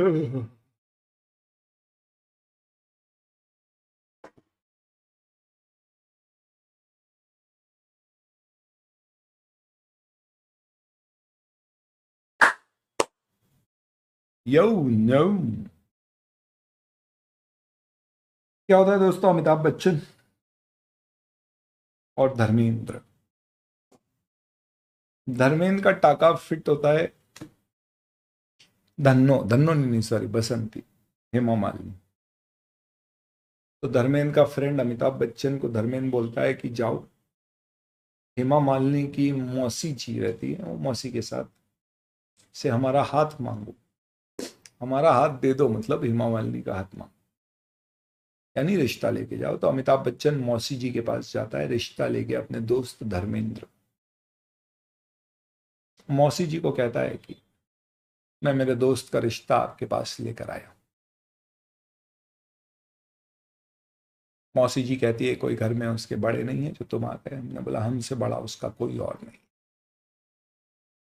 जैसे कि बसंती का भी आपके अलावा कोई और नहीं। अब जो भी आपको पूछना है अब हमसे पूछ। तो मौसी जी पूछती है लड़का कैसा है। तो धर्मेंद्र के बारे में अमिताभ बच्चन बोलता है बहुत बढ़िया हीरा है, कोई दिक्कत नहीं है, आप अपनी लड़की उसे दे सकते। तो ये उसने कौन सा ओपिनियन दिया, अनमॉडिफाइड ओपिनियन, सब सही। मौसी जी कहती है कोई भी अगर बात हो छोटी मोटी भी तो थोड़ा सा बता दो। तो अमिताभ बच्चन कहता है कि अब धर्मेंद्र के बारे में आप पूछ ही रहे हो तो बता देता हूँ। मैं जय और वीरू नाम होता है, वीरू का रिश्ता लेके जय जाता है। तो जय कहता है कि ऐसे तो उसमें कोई बुरी बात नहीं है, बस थोड़ा कभी कभी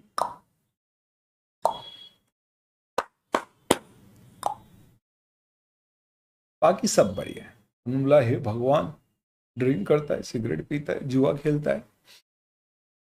तो अब ये जो ओपिनियन दिया है अपन ने अपने दोस्त के बारे में, ये थोड़ा सा मॉडिफाइड हो गया, क्लीन नहीं, अनमॉडिफाइड नहीं। इस ओपिनियन के आधार पे आप बताइए दोस्तों, क्या हम ये कह दें कि लड़का एकदम लायक ही नहीं है शादी के, या हम ये कह दें कि लड़का लायक है एक्सेप्ट ये तीन चीजें। तो जब आप ऐसा ओपिनियन दे रहे हो लायक है एक्सेप्ट ये तीन चीजें, इसका मतलब क्या होता है बेटा, इसका मतलब होता है it is a qualified opinion. Okay accept three things, two things, one thing, four things, मतलब सब कुछ ठीक है इनको छोड़ के। ये चीजें इतनी ज्यादा बुरी नहीं है जिसके कारण से कि आप शादी ही तोड़ दें या ना करें। फिर मौसी जी कहती है अच्छा ठीक है चलो और भी कुछ है तो बता दो। फिर अमिताभ बच्चन बोलता है अच्छा चलो अगर आप पूछ रहे हो तो बता देते। बोले हैं और भी कुछ है, बोले हाँ है। बोले क्या है, बोले कुछ नहीं, 5 साल जेल रह के आया है, किसी का मर्डर कर दिया था। बोले हैं मर्डर, मर्डर क्यों किया। अरे उससे पहले इसकी शादी हुई थी और जिससे शादी हुई थी उसका कोई बॉयफ्रेंड था, तो इसने दोनों का ही हाँ, हाँ, मौसी चक्कर आके गिर गई। तो मौसी जी कह रही है कि इतनी सारी खामियां हैं इस लड़के में और आप बोल रहे हो सब सही है ये छोड़ के। तो दोस्तों ये खामियां इतनी ज्यादा सिग्निफिकेंट है कि अपन ये नहीं बोल सकते इन सबको छोड़ के बाकी सब सही है। अब तो हमें कहना पड़ेगा कि चीजें सही नहीं है, इसे कहते हैं एडवर्स ओपिनियन। तो जब आप फाइनेंशियल स्टेटमेंट में कोई ऐसी गलतियां ढूंढते हैं जिससे पूरे फाइनेंशियल स्टेटमेंट ही आपको लग रहा है गलत है, जैसे एक कंपनी के फाइनेंशियल स्टेटमेंट कैश बेसिस पे बने हुए हैं तो गलत हो जाएंगे पूरे ही, क्योंकि इससे गलती जो होगी ये एक आध अकाउंट में नहीं होगी, सभी गलत होएगा, क्योंकि अक्रूवल मैंडेटरी। इसलिए कहा गया है कि ओपिनियन अगर थोड़ी गलतियां हैं बाकी सब सही है, यानी मटेरियल में स्टेटमेंट है बट पूरे फाइनेंशियल स्टेटमेंट गलत नहीं लग रहे हैं तो क्वालिफाइड ओपिनियन। मटेरियल में स्टेटमेंट है जिससे पूरे फाइनेंशियल्स ही गलत लग रहे हैं तो एडवर्स ओपिनियन। कई बार ऐसा भी होता है बेटा कि हम कुछ चीजें चेक नहीं कर पाते एज एन ऑडिटर। क्यों, क्योंकि मैनेजमेंट ने डेटा नहीं दिया या लॉ के रिस्ट्रिक्शन थे। जैसे हम डेटर से कम्युनिकेशन नहीं कर पाए, कंफर्मेशन नहीं ले पाए क्योंकि कोर्ट में डिस्प्यूट चल रहा है या मैनेजमेंट ने लेने नहीं दिया, पर वो मैनेजर डेटर है कंपनी का, उसके बिना हमें लग रहा है अधूरा है ऑडिट। तो आप क्वालिफाइड ओपिनियन दोगे कि यार एक मटेरियल डेटर को हम वेरीफाई नहीं कर पाए बाकी सब ठीक है, यहाँ पे भी क्वालिफाइड जाएगा। क्यों, क्योंकि कुछ छोड़ के बाकी सब चेक कर लिया आपने। तो पूरे फाइनेंशियल स्टेटमेंट पे ओपिनियन नहीं देने की नौबत नहीं आई है, उसे छोड़ के बाकी अपन दे सकते ओपिनियन, सही। और आप समझिए कि कोई कंपनी के पूरे रिकॉर्ड्स ही इनकम टैक्स ने सीज कर लिया और कंपनी के पास रिकॉर्ड्स की कॉपी नहीं है, इसलिए आप कुछ भी चेक नहीं कर पा रहे और वहां से कॉपी निकल भी नहीं रही है। तो अब आप क्या बोलोगे, फाइनेंशियल स्टेटमेंट सही है? बोल ही नहीं सकते, चेक ही नहीं किया। क्या बोलोगे, गलत है? ये भी नहीं बोल सकते, क्योंकि हमने चेक ही नहीं किया, तो गलत कैसे बोले? तो डिस्क्लेमर देंगे कि भैया हम इस पे ओपिनियन नहीं दे पा रहे। तो बेटा जब फाइनेंशियल स्टेटमेंट में आपको गलतियां मिलती है तो क्वालिफाइड या एडवर्स होगा, लेकिन फाइनेंशियल स्टेटमेंट में अगर आप कुछ चेक नहीं कर पाते हो तो क्वालिफाइड या डिस्क्लेमर होगा। ये किस पे डिपेंड करता है, कौन सा ओपिनियन कब अप्रोप्रिएट होगा? तो अगर फाइनेंशियल स्टेटमेंट मटीरियली मिसस्टेटेड है, बेटा क्या है? मटीरियली मिसस्टेटेड है, यानी कि financial statement as uncorrected material misstatement, यानी मिसस्टेटमेंट और मटीरियल। तो आपको देखना है कि क्या वो मटीरियल है और परवेजिव है। परवेजिव का मतलब क्या होता है बेटा? पूरे फाइनेंशियल्स का ओपिनियन हमारा बिगाड़ रहे हैं, खराब कर रहे हैं, जैसे कैश बेसिस पे अकाउंट। तो उस केस में अगर परवेजिव इशू है तो एडवर्स, नहीं तो क्वालिफाइड। पर अगर आप सही ऑब्टेन नहीं कर पा रहे हो, यानी आपको एविडेंस नहीं लगाने को मौका नहीं मिल रहा है, प्रोसीजर लगाने को सफिशिएंट अप्रोप्रिएट ऑडिट एविडेंस नहीं मिल रहा है, तो अगर पूरे फाइनेंशियल्स भी नहीं मिल रहे हैं तो डिस्क्लेमर, नहीं तो क्वालिफाइड है। अब ये ऑब्वियस सी बात है कि परवेजिवनेस एक ऑडिटर का जजमेंट है। क्या उसे लगता है कि उसका इफेक्ट पूरे फाइनेंशियल्स को अफेक्ट कर रहा है या किसी एक भाग को अफेक्ट कर रहा है? तो परवेजिव कैसे चेक किया जाता है?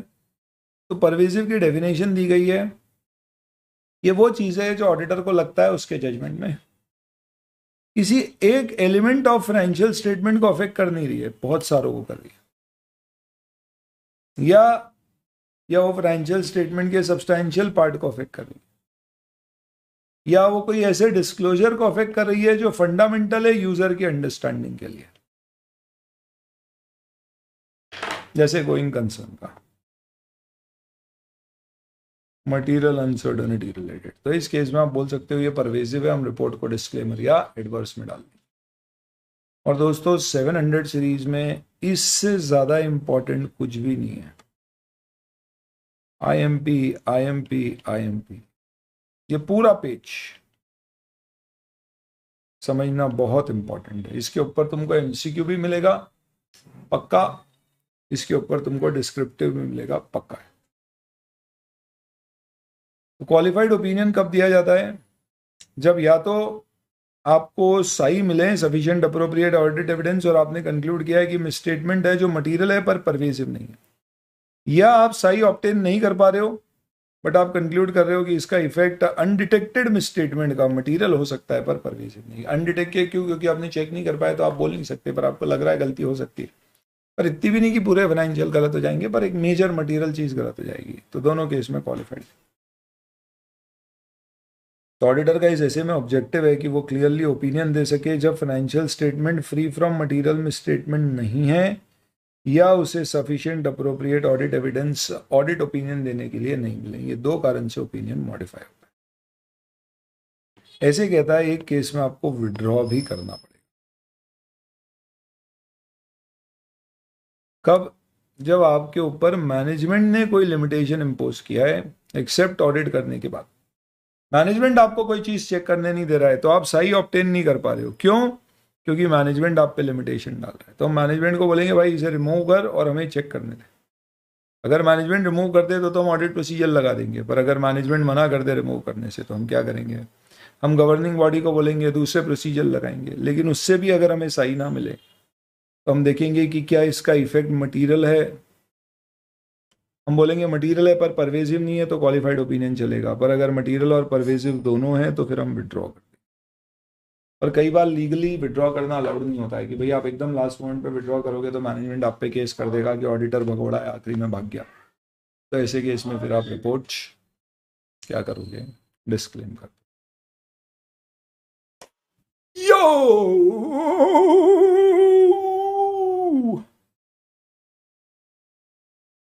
अब आप बताइए, अगर आप क्वालिफाइड ओपिनियन दे रहे हैं तो क्या सीधे ऐसे क्वालिफाइड ओपिनियन दे सकते हो कि फाइनेंशियल स्टेटमेंट गलत है, एडवर्स, या फाइनेंशियल स्टेटमेंट्स में डिप्रिसिएशन चार्ज नहीं हुआ है, बाकी सब सही है, क्वालिफाइड? तो बस आपने इतना लिख दिया डिप्री चार्ज नहीं हुआ। अरे भाई ये तो बताओ कि डिप्रिसिएशन चार्ज नहीं हुआ है तो मैनेजमेंट ने क्या बोला, कितना चार्ज होना था, कंपनी की टोटल असेट्स कितने की है, डिप्री कितना हो सकता था, प्रॉफिट पे क्या इफेक्ट आ सकता था। लोगों को समझ ही नहीं आ रहा है, तुमने इतनी सी बात बोल दी। तो इसलिए कहा गया है कि जब आप अपनी रिपोर्ट को मॉडिफाई करते हो तो जो आपका बेसिस फॉर ओपिनियन पैराग्राफ होता है उसकी हेडिंग चेंज हो जाती है, ओपिनियन पैराग्राफ की भी हेडिंग चेंज हो जाती है, और अब आपकी हेडिंग हो जाती है qualified opinion, adverse opinion, disclaimer of opinion, और उसके नीचे ओपिनियन पैराग्राफ के नीचे आता है बेसिस फॉर ओपिनियन पैराग्राफ, जिसकी हेडिंग भी चेंज हो जाएगी, basis for qualified, basis for adverse, basis for disclaimer of opinion. क्या बात कर रहे हो सर? जी हाँ भाई,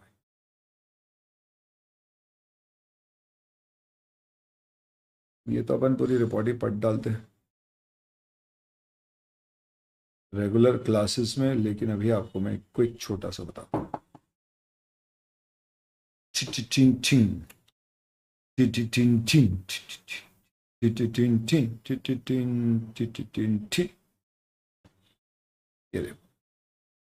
हेडिंग क्या आ गई बेटा? क्वालिफाइड ओपिनियन, और इसके बाद बेसिस में क्या आ गया? Basis for qualified opinion. ऐसा, ओ समझ में आया सर। तो क्वालिफाइड ओपिनियन में आप क्या लिखते हो? अगर आपका ओपिनियन क्वालिफाइड है तो आप क्या लिखोगे? फाइनेंशियल स्टेटमेंट गलत है? नहीं है।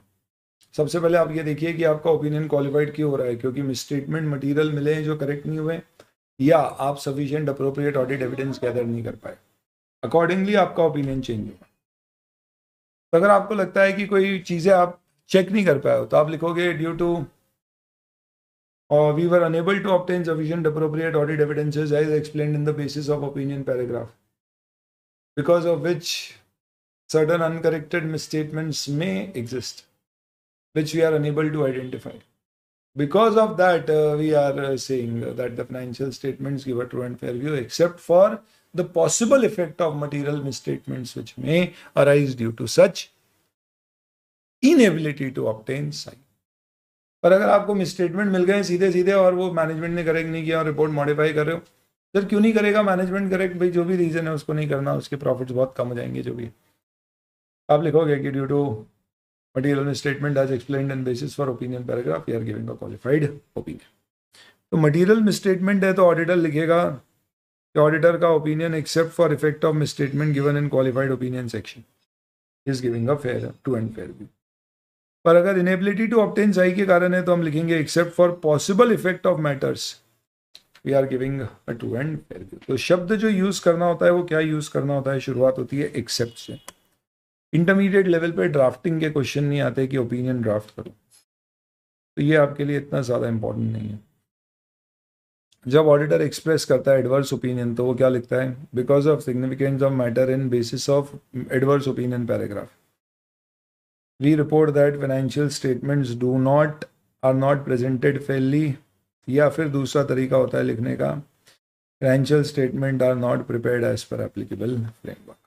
और डिस्क्लेमर में आप क्या लिखते हो?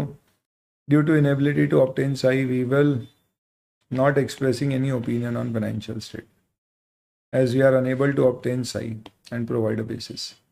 तो यहाँ पे ऐसे 700 में जो अपन ने नहीं शुरू में देखा था कि ऑडिटर अपनी रिस्पॉन्सिबिलिटी में सारे सारे लिखता है, तो उसमें एक साधा ऐसे फॉलो किया, दूसरा था sufficient appropriate audit evidence order obtain किया। वहाँ पे आप ये नहीं लिखोगे साई मिले हैं, आप बोलोगे साई नहीं मिले। पहली लाइन में अपन लिखते हैं ना वी हैव ऑडिटेड, उसकी जगह आप लिखोगे we were engage to audit. क्यों? क्योंकि एक चीज ध्यान रखना, डिस्क्लेमर और ओपिनियन में financial statements are treated as unaudited, इन्हें अनऑडिटेड माना जाता। ठीक है, चलिए अब मिसस्टेटमेंट अगर आप रिपोर्ट कर रहे हो फाइनेंशियल स्टेटमेंट में और वो कोई specific amount of financial statement से रिलेटेड है तो आपको ये भी बताना पड़ेगा कि कितना अमाउंट है। आप नहीं निकाल सकते अमाउंट तो आप बताओ प्रैक्टिकल नहीं है हमारे लिए निकाल। कोई डिस्क्लोजर से रिलेटेड है तो आप बताओगे क्या डिस्क्लोजर गलत है, कोई डिस्क्लोजर इन्फॉर्मेशन नहीं दी है अगर मैनेजमेंट ने, तो आप बताओगे कि भैया ये इन्फॉर्मेशन ओमिट हुई है, आप दे सकते हो तो दे दो, नहीं दे सकते तो लिख दो प्रैक्टिकल नहीं। जैसे कंपनी ने रिलेटेड पार्टी डिस्क्लोजर नहीं दिए तो मैं सारे रिलेटेड पार्टी डिस्क्लोजर तो रिपोर्ट में दूंगा नहीं, तो मैं लिख दूंगा मैं नहीं निकाल सकता, पर ये डिस्क्लोजर देना चाहिए थे, कंपनी ने नहीं दिया। और अगर आपको सही नहीं मिले किसी कारण से तो आप रीजन लिखो क्यों सही नहीं मिले।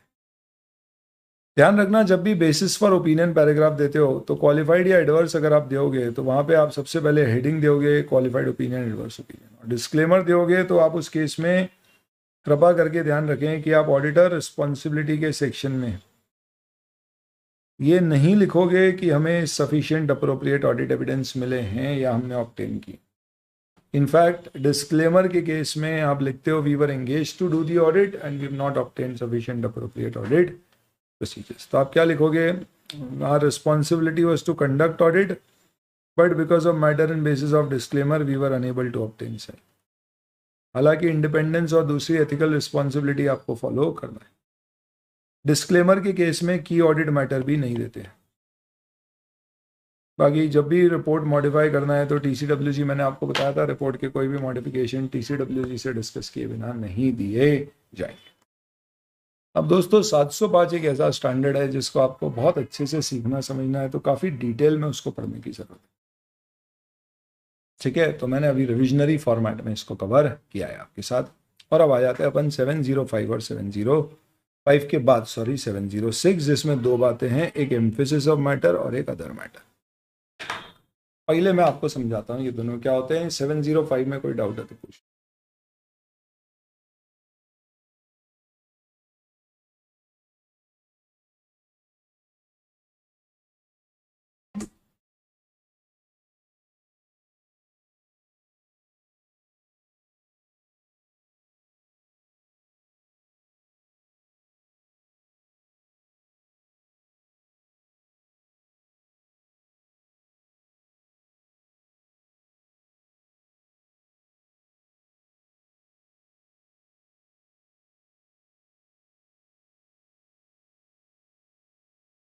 सेवन जीरो फाइव 701 710 तीन स्टैंडर्ड है और इस पर्टिकुलर चैप्टर में जो कर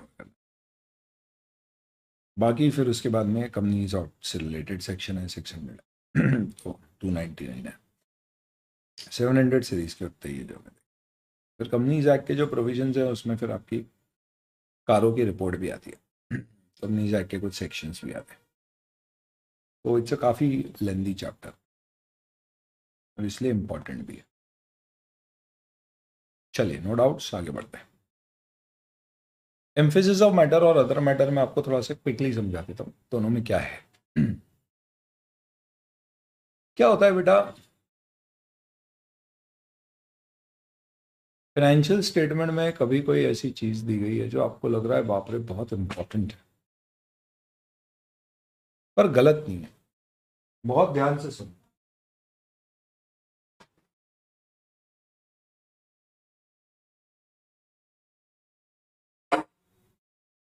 अगर फाइनेंशियल स्टेटमेंट में कुछ गलत है, मिसस्टेटमेंट है, तो उस मैटर पर 705 अप्लाई करेगा, ना कि 706। इसे एकदम दिमाग में फिट कर लो।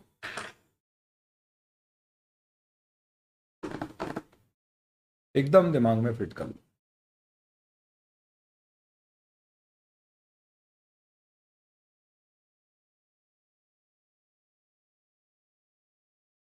सेवन 705 लगेगा ना कि 706।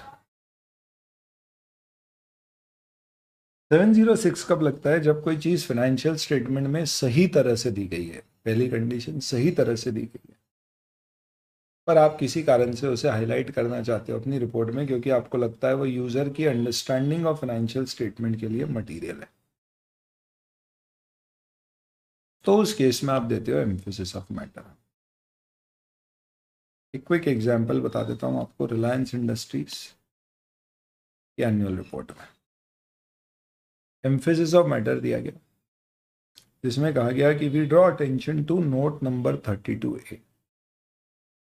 यहाँ साफ साफ एम्फेसिस ऑफ मैटर तभी दिया जा सकता है जब वो चीज़ ऑलरेडी फाइनेंशियल स्टेटमेंट में, इसलिए आपको रेफरेंस देना पड़ता है कि ये फाइनेंशियल स्टेटमेंट में यहाँ पर है।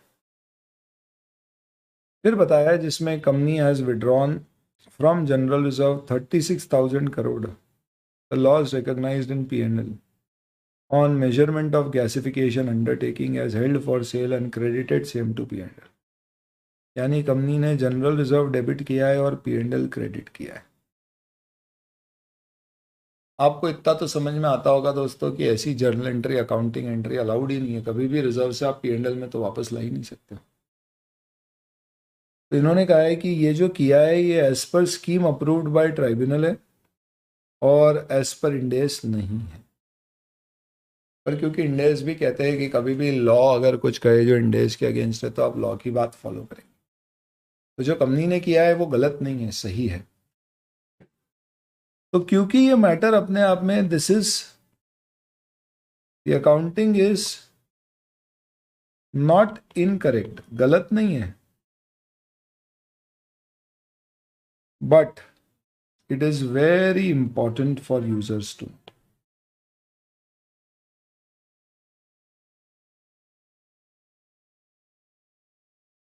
क्यों इंपॉर्टेंट है पता है तुमको? क्योंकि 36,000 करोड़ आप P&L में क्रेडिट किए। 2 मिनट के लिए देखो कि अगर ये P&L में 36,000 क्रेडिट नहीं होते तो क्या होता। रिलायंस इंडस्ट्रीज का कुल प्रॉफिट स्टैंडअलोन फाइनेंशियल स्टेटमेंट में इस साल में 46,000 करोड़। अगर ये 36,000 करोड़ क्रेडिट नहीं होते P&L में तो इसका प्रॉफिट मात्र 10,000 करोड़ बचता, मात्र, जो कि पिछले साल के प्रॉफिट से आधा हो।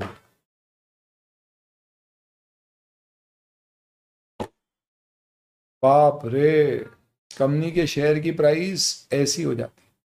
बहुत मटेरियल मैटर। इनफैक्ट यूजर को समझना, समझाना, हाईलाइट करना बहुत इंपॉर्टेंट है, फंडामेंटल है, इसे कहते हैं ISO। तो ये क्या है basically? Emphasis of matter is a matter in the auditor's report which refers to a matter which is appropriately presented, accounted, disclosed in financial statement, but in auditor's judgment is of so much importance that it is fundamental to users' understanding of financial statement. Please remember, modification in opinion are not EOM and key audit matters are not EOM। वो अपन बाद में discuss करेंगे। आप कभी भी EOM नहीं दे सकते जब आपको मॉडिफाइड ओपिनियन देना है। सिमिलरली गोइंग कंसर्न की मटेरियल अनसर्टनिटी का डिस्क्लोजर सेपरेट पैराग्राफ में आएगा, उस पर EOM नहीं दे सकते। और अगर फाइनेंशियल स्टेटमेंट में कोई डिस्क्लोजर है जो ज़रूरी है और मैनेजमेंट नहीं दे रहा है तो उसे आप मॉडिफाइड ओपिनियन में दोगे, EOM में नहीं दे सकते। ये बहुत बार एग्जाम में क्वेश्चन आया है कि EOM किन मैटर्स पे नहीं दिया जा सकता, तो ये इंपॉर्टेंट है। इसका एक सेपरेट सेक्शन होता है ऑडिट रिपोर्ट में जहाँ पे आप एम्फेसिस ऑफ मैटर की हेडिंग देते हो।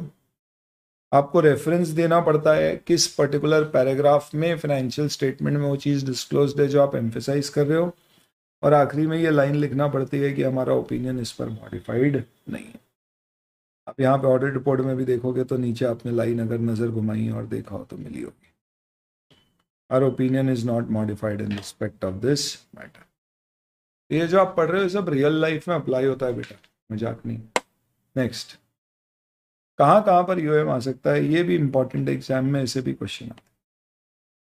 तो कोई एक्सेप्शनल लिटिगेशन है या कोई लॉ का एक्शन है, आप उसे हाईलाइट करना चाह रहे हो, कंपनी ने सही अकाउंट किया, कोई बड़ी सब्सिक्वेंट इवेंट हुई है जिसके कारण फाइनेंशियल स्टेटमेंट चेंज हुए, अमेंड हुए, कोई नया अकाउंटिंग स्टैंडर्ड आया, कंपनी ने उसको ऑप्शनली अप्लाई कर लिया जबकि वो मैंडेटरी नहीं है, ऑप्शनल है, और उसके कारण इस साल अकाउंटिंग बहुत चेंज हुई है। इस साल बहुत बड़ा कंपनी को मेजर कैटास्ट्रॉफ नेचुरल कैलामिटी का लॉस हुआ, जो अकाउंट प्रॉपरली किया है, पर हम हाईलाइट करना चाह रहे हैं कि भाई इस साल के लॉस का ये कारण।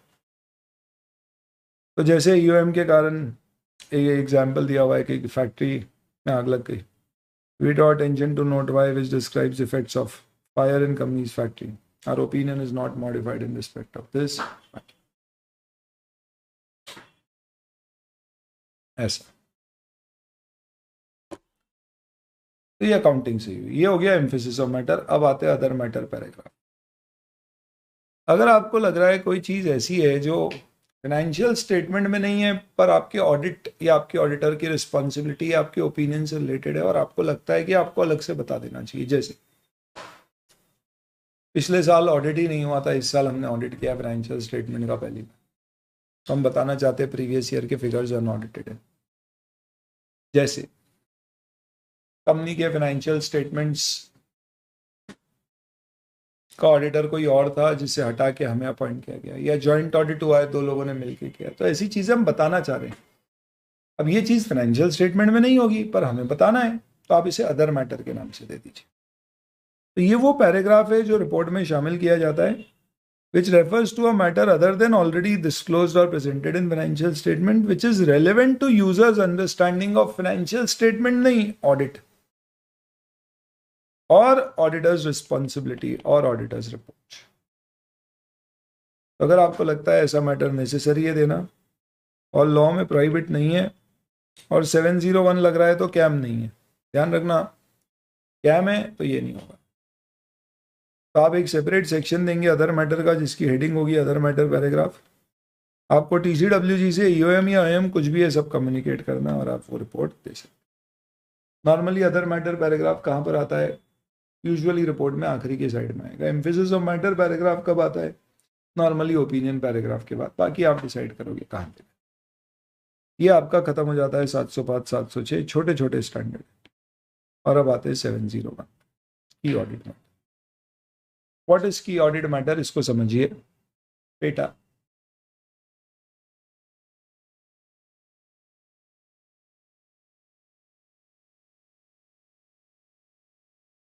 कभी ऐसा हुआ है कि घर वाले शादी में गए, कोई रिसेप्शन में, वेडिंग के कोई पार्टी में गए, तुम्हें भी बुलाया था, तुमको भी बोला चलने का, पर कम वक्त तुम्हारा ऑडिट पावर बैच चल रही थी और उसका टेस्ट था, तो तुमको टेस्ट देना था, तो तुमने बोला नहीं तैयारी कर रहे हैं, टेस्ट देना है कल, तो इस कारण से तुम नहीं जा पाए। अब टेस्ट तुम दे ही नहीं रहे हो, तो फिर मैं क्या ही बताऊं। एनीवेज, तो तुम नहीं जा पाए, घर वाले शादी से जाके आए। अब जैसे हमारी सिस्टर है, लेट्स से फॉर एग्जांपल, वो इंटर में पावर कर दी, आप तो CA बन गए, छोटी सिस्टर, तो उसका बहुत इंटरेस्ट रहता है ऐसे वेडिंग वगैरह में जाने का, घूमने फिरने का। तो जैसे ही घर वाले वापस आते हैं, तो सिस्टर ने फादर से पूछा कि पापा कैसी थी पार्टी, शादी कैसी? पापा ने बोला ठीक थी, हो गई पढ़ाई तेरी कल की, चल सो जाओ फटाफट। और पापा निकल गए। फिर मम्मा आई, मम्मी से हमने पूछा अरे मम्मी कैसी थी शादी? मम्मी ने बोला अरे बहुत ही सही। दोनों को मालूम ही नहीं पड़ा, बिना बोले दोनों बैठ गए, और मम्मी बता रही, बोले अरे बहुत सही। हमने बोला क्या बढ़िया रही? बोले हाँ हाँ सब बढ़िया था। तो उन्होंने अनमॉडिफाइड ओपिनियन दे दिया, सब बढ़िया। पर इससे संतुष्टि नहीं मिल रही है किसको? हमारी सिस्टर को, क्योंकि उसको और जानना है। तो बोला बोले और बताओ ना मम्मी। अरे बोले तू बैठ तो बताती हूँ। क्या खाना था यार, तो तेरे को याद है एक बार अपन ने वो घर पे एक डिश बनाई थी, पनीर पाव भाजी। बोला हाँ, वो आपने पाव में ऐसे वो पनीर और बटर की स्लाइस लगाई थी और उसके साथ फिर भाजी खाई थी। बोला हाँ यार, एकदम वैसे ही बर्गर बनाए थे। और क्या लगा, और तेरे को पसंद है ना? हमने बोला क्या? अरे तेरे को पसंद नहीं है गरम रसगुल्ले? गरम रसगुल्ले। तो हमने बोला क्या बात कर रहे हो, तो पूछ मत यार, ऐसी नई नई आइटम। फिर हमने पूछा अच्छा पैर कैसी लग रही थी? लड़का तो इतना सुंदर है रे, पूछ। बोला अच्छा लड़की ने क्या पहना था? बोले अरे क्या हो रहा, इतना सही लग रहा था ना उसका, एकदम पीकॉक मोर जैसी लग रही थी लड़की। लड़का भी बहुत सुंदर था रे, हमको तो बहुत पसंद आया लड़का ने, यूनिकॉर्न शेरवानी पहनी थी उसने, तो बढ़िया लगा। तो दोस्तों ये जो मॉम बता रही है अपनी सिस्टर को, इससे क्या हो रहा है, सिस्टर थोड़ा सा और ज्यादा इन्वॉल्व हो पा रही है शादी में, फील कर पा रही है क्या। अब ऑब्वियस सी बात है, मॉम ऐसी सारी चीजें नहीं बता रही कि भैया वहां पहुंचे, गाड़ी यहाँ लगाई, इतनी देर पैदल चले, फिर अंदर गए, फिर उसके बाद ये मिले वो मिले, ऐसा हुआ वैसा। की मैटर्स।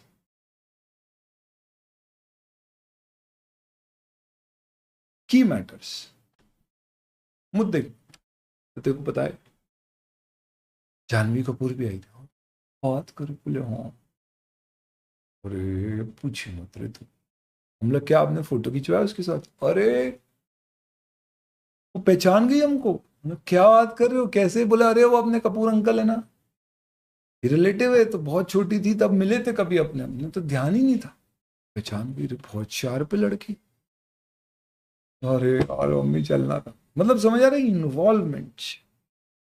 क्या होता है दोस्तों, जब अपन ऑडिट रिपोर्ट एक ऐसी पढ़ लेते हैं तो अपन देखते हैं यार ओपिनियन आ गया, अनमॉडिफाइड सब पढ़ लिया, नॉर्मल सा तो है, कुछ समझ तो आया नहीं इस साल ऑडिट में क्या चैलेंजेस आए, क्या मेजर को जैसा कुछ ऐसा इन्वॉल्वमेंट नहीं आया। इसके लिए कहा गया है दोस्तों कि अब हर कंपनी में तो ऑडिटर ये नहीं देगा, पर लिस्टेड कंपनी में क्योंकि जनता का पैसा लगा हुआ है तो सिर्फ लिस्टेड कंपनी में ये कंपलसरी है, बाकी कंपनी में आपकी इच्छा है तो देना है, तो देो तो इस ऐसे को फॉलो करना। लिस्टेड कंपनी में की ऑडिट मैटर दिए जाते हैं। ये वो मैटर है जो ऑडिटर के जजमेंट में इस साल के ऑडिट के सबसे सिग्निफिकेंट मैटर। तो key audit matter are those matters which in auditor's judgement, ये ऑडिटर का डिसीजन है, but of most significance in audit of financial statement of current period, जो ये सबसे सिग्निफिकेंट थे इस साल के ऑडिट पे, and they are selected from matter communicated to TCWG. Obvious सी बात है, कोई भी रिपोर्ट में अगर मॉडिफिकेशन जा रहा है या एक्स्ट्रा मैटर जा रहा है तो वो टीसीडब्ल्यूजी के साथ डिस्कस करना पड़ता है। तो पर्पस क्या है कि ऑडिट मैटर कम्युनिकेट करने का, इससे हम कम्युनिकेटिव वैल्यू रिपोर्ट की बढ़ा रहे हैं, ट्रांसपेरेंसी बढ़ा रहे हैं। ये एडिशनल इंफॉर्मेशन देके ऑडिटर समझ पा रहा है, बता रहा है कि इस साल के ऑडिट में हमारे लिए सबसे ज़्यादा चैलेंजेस, सबसे इंपॉर्टेंट चीज़ क्या थी। इससे यूज़र एंटिटी को बेहतर समझ पाएगा, जजमेंट बेहतर समझ पाएगा, ऑडिट को बेहतर समझ पाएगा। तो हमारा उद्देश्य इसमें क्या है, टू डिटरमाइन एंड कम्युनिकेट की audit matter bye describing them in the auditors report. ये इस ऐसे का उद्देश्य। क्या होता है दोस्तों, दो तरीके होते हैं पढ़ने। एक तरीका है कि मैं डेफिनेशन ऑफ की ऑडिट मैटर को, ये जो 1 2 3 लिखा है, इसको मैं आपको 3 बार पढ़ूँ और आपको लगे याद हो जाएगा, सब भूल जाओगे, 1 दिन 2 दिन याद रहेगा मैक्सिमम। उसकी जगह आप खुद एग्जाम्पल से समझो क्या है और खुद से आप याद रख लो क्या है की ऑडिट मैटर। सर की ऑडिट मैटर वो मैटर है which were in the auditor's judgement, क्योंकि ऑडिटर डिसाइड करता है। Most significant to the audit of current period financial statement. इस साल उसको सबसे ज़्यादा सिग्निफिकेंट लगे थे, क्यों? क्योंकि उसको लगा इस साल के ऑडिट का ये सबसे बड़ा हाईलाइट था, चैलेंज था। एंड ये मैटर हमें कम्युनिकेट करना है टीसीडब्ल्यूजी से, तो these matters are already communicated to governing body. तो की ऑडिट मैटर नॉर्मली कहाँ से निकाले जाते हैं दोस्तों? तो ये निकाले जाते हैं बेसिकली आर, तो वो जहाँ पे आपको लगता है इस बार रिस्क बहुत ज़्यादा था, जैसे आपने कोई एंटिटी का ऑडिट किया और इस साल इस एंटिटी में से फॉर एग्जाम्पल क्या हुआ है, तो इस एंटिटी में बहुत बड़ा इशू हुआ, कोई बहुत बड़ा फ्रॉड डिटेक्ट हुआ था, तो वो बहुत सिग्निफिकेंट रिस्क के लिए, या कोई इवेंट और ट्रांजैक्शन ऐसा हुआ है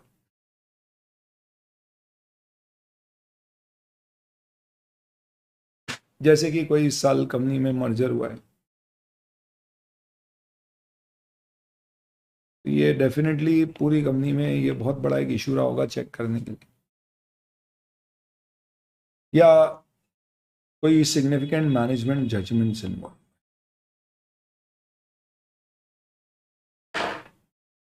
जजमेंट।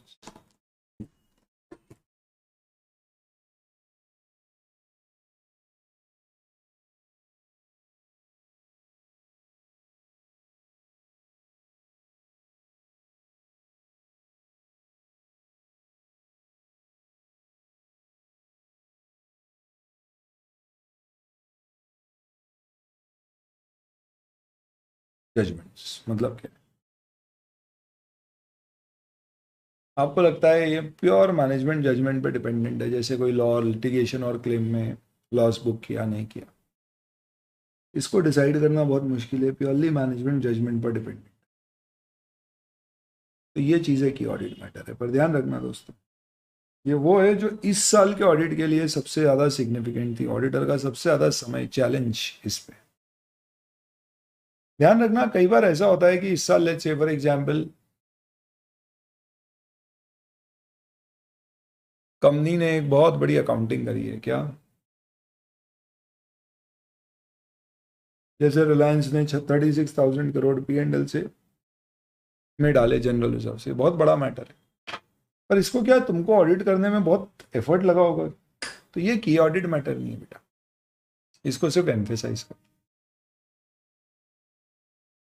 सिमिलरली एक और चीज ध्यान रखना, की ऑडिट मैटर कोई भी मॉडिफिकेशन नहीं हो सकता। यानी अगर मैनेजमेंट कोई चीज डिस्क्लोज नहीं कर रहा है फाइनेंशियल स्टेटमेंट में, तो इसका मतलब ये नहीं है कि हम उसके बदले में की ऑडिट मैटर दे देंगे। तो substitute for disclosure in financial statement जो जरूरी है फाइनेंशियल स्टेटमेंट को फेयर बनाने के लिए, मॉडिफाइड ओपिनियन, गोइंग कंसर्न के बारे में बोलना, किसी मैटर पे अलग से ओपिनियन देना, ये 4 जगह की ऑडिट मैटर यूज नहीं हो सकता। ये बहुत इंपॉर्टेंट एग्जाम में आएगा ये। ऑन व्हाट एरियाज की audit matter should not be given, जहाँ मॉडिफिकेशन देना है, जहाँ फाइनेंशियल स्टेटमेंट में कोई डिस्क्लोजर देना है, गोइंग कंसर्न की मटेरियल अनसर्टेनिटी कम्युनिकेट करनी है, या किसी चीज़ पे ओपिनियन देना है, उस पर आपकी ऑडिट मैटर नहीं दोगे, उसके ऊपर वही पैराग्राफ दोगे, की ऑडिट मैटर इसके अलावा दिया जाएगा। हाँ, अगर आपको कभी की ऑडिट मैटर में और एम्फेसिस ऑफ मैटर में डाउट है, तो अगर आप की ऑडिट मैटर दे रहे हो तो फिर एम्फेसिस ऑफ मैटर देने की जरूरत उसी चीज़ पे नहीं है। तो की ऑडिट मैटर जब भी आप कम्युनिकेट करते हो तो आपको उसमें 3 चीज़ें बताना होती है। एक तो क्या की ऑडिट मैटर है, उसका एक सेपरेट सेक्शन बनाओ की ऑडिट मैटर के नाम का, उसमें लिखो कि ये वो मैटर हैं जो हमारे जजमेंट में मोस्ट सिग्निफिकेंट थे इस साल के ऑडिट पे, इन मैटर को हमने ऑडिट के कंटेक्स्ट में एड्रेस किया है और इस पे हम किसी प्रकार का कोई अलग से ओपिनियन नहीं दे।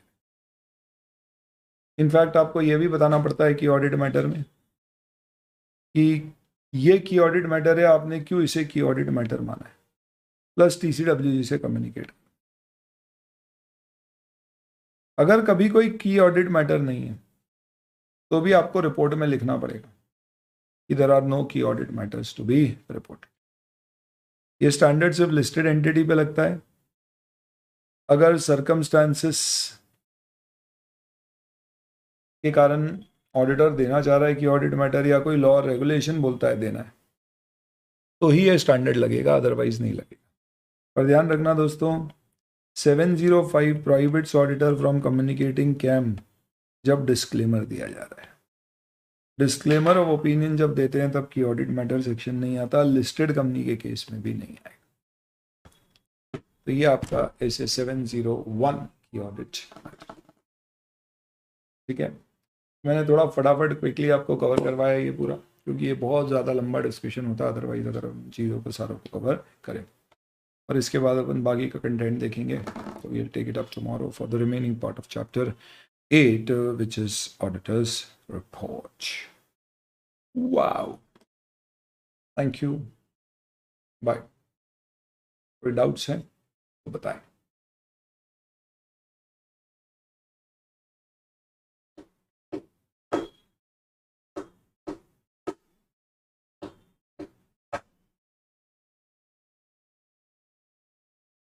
No doubts? Chata.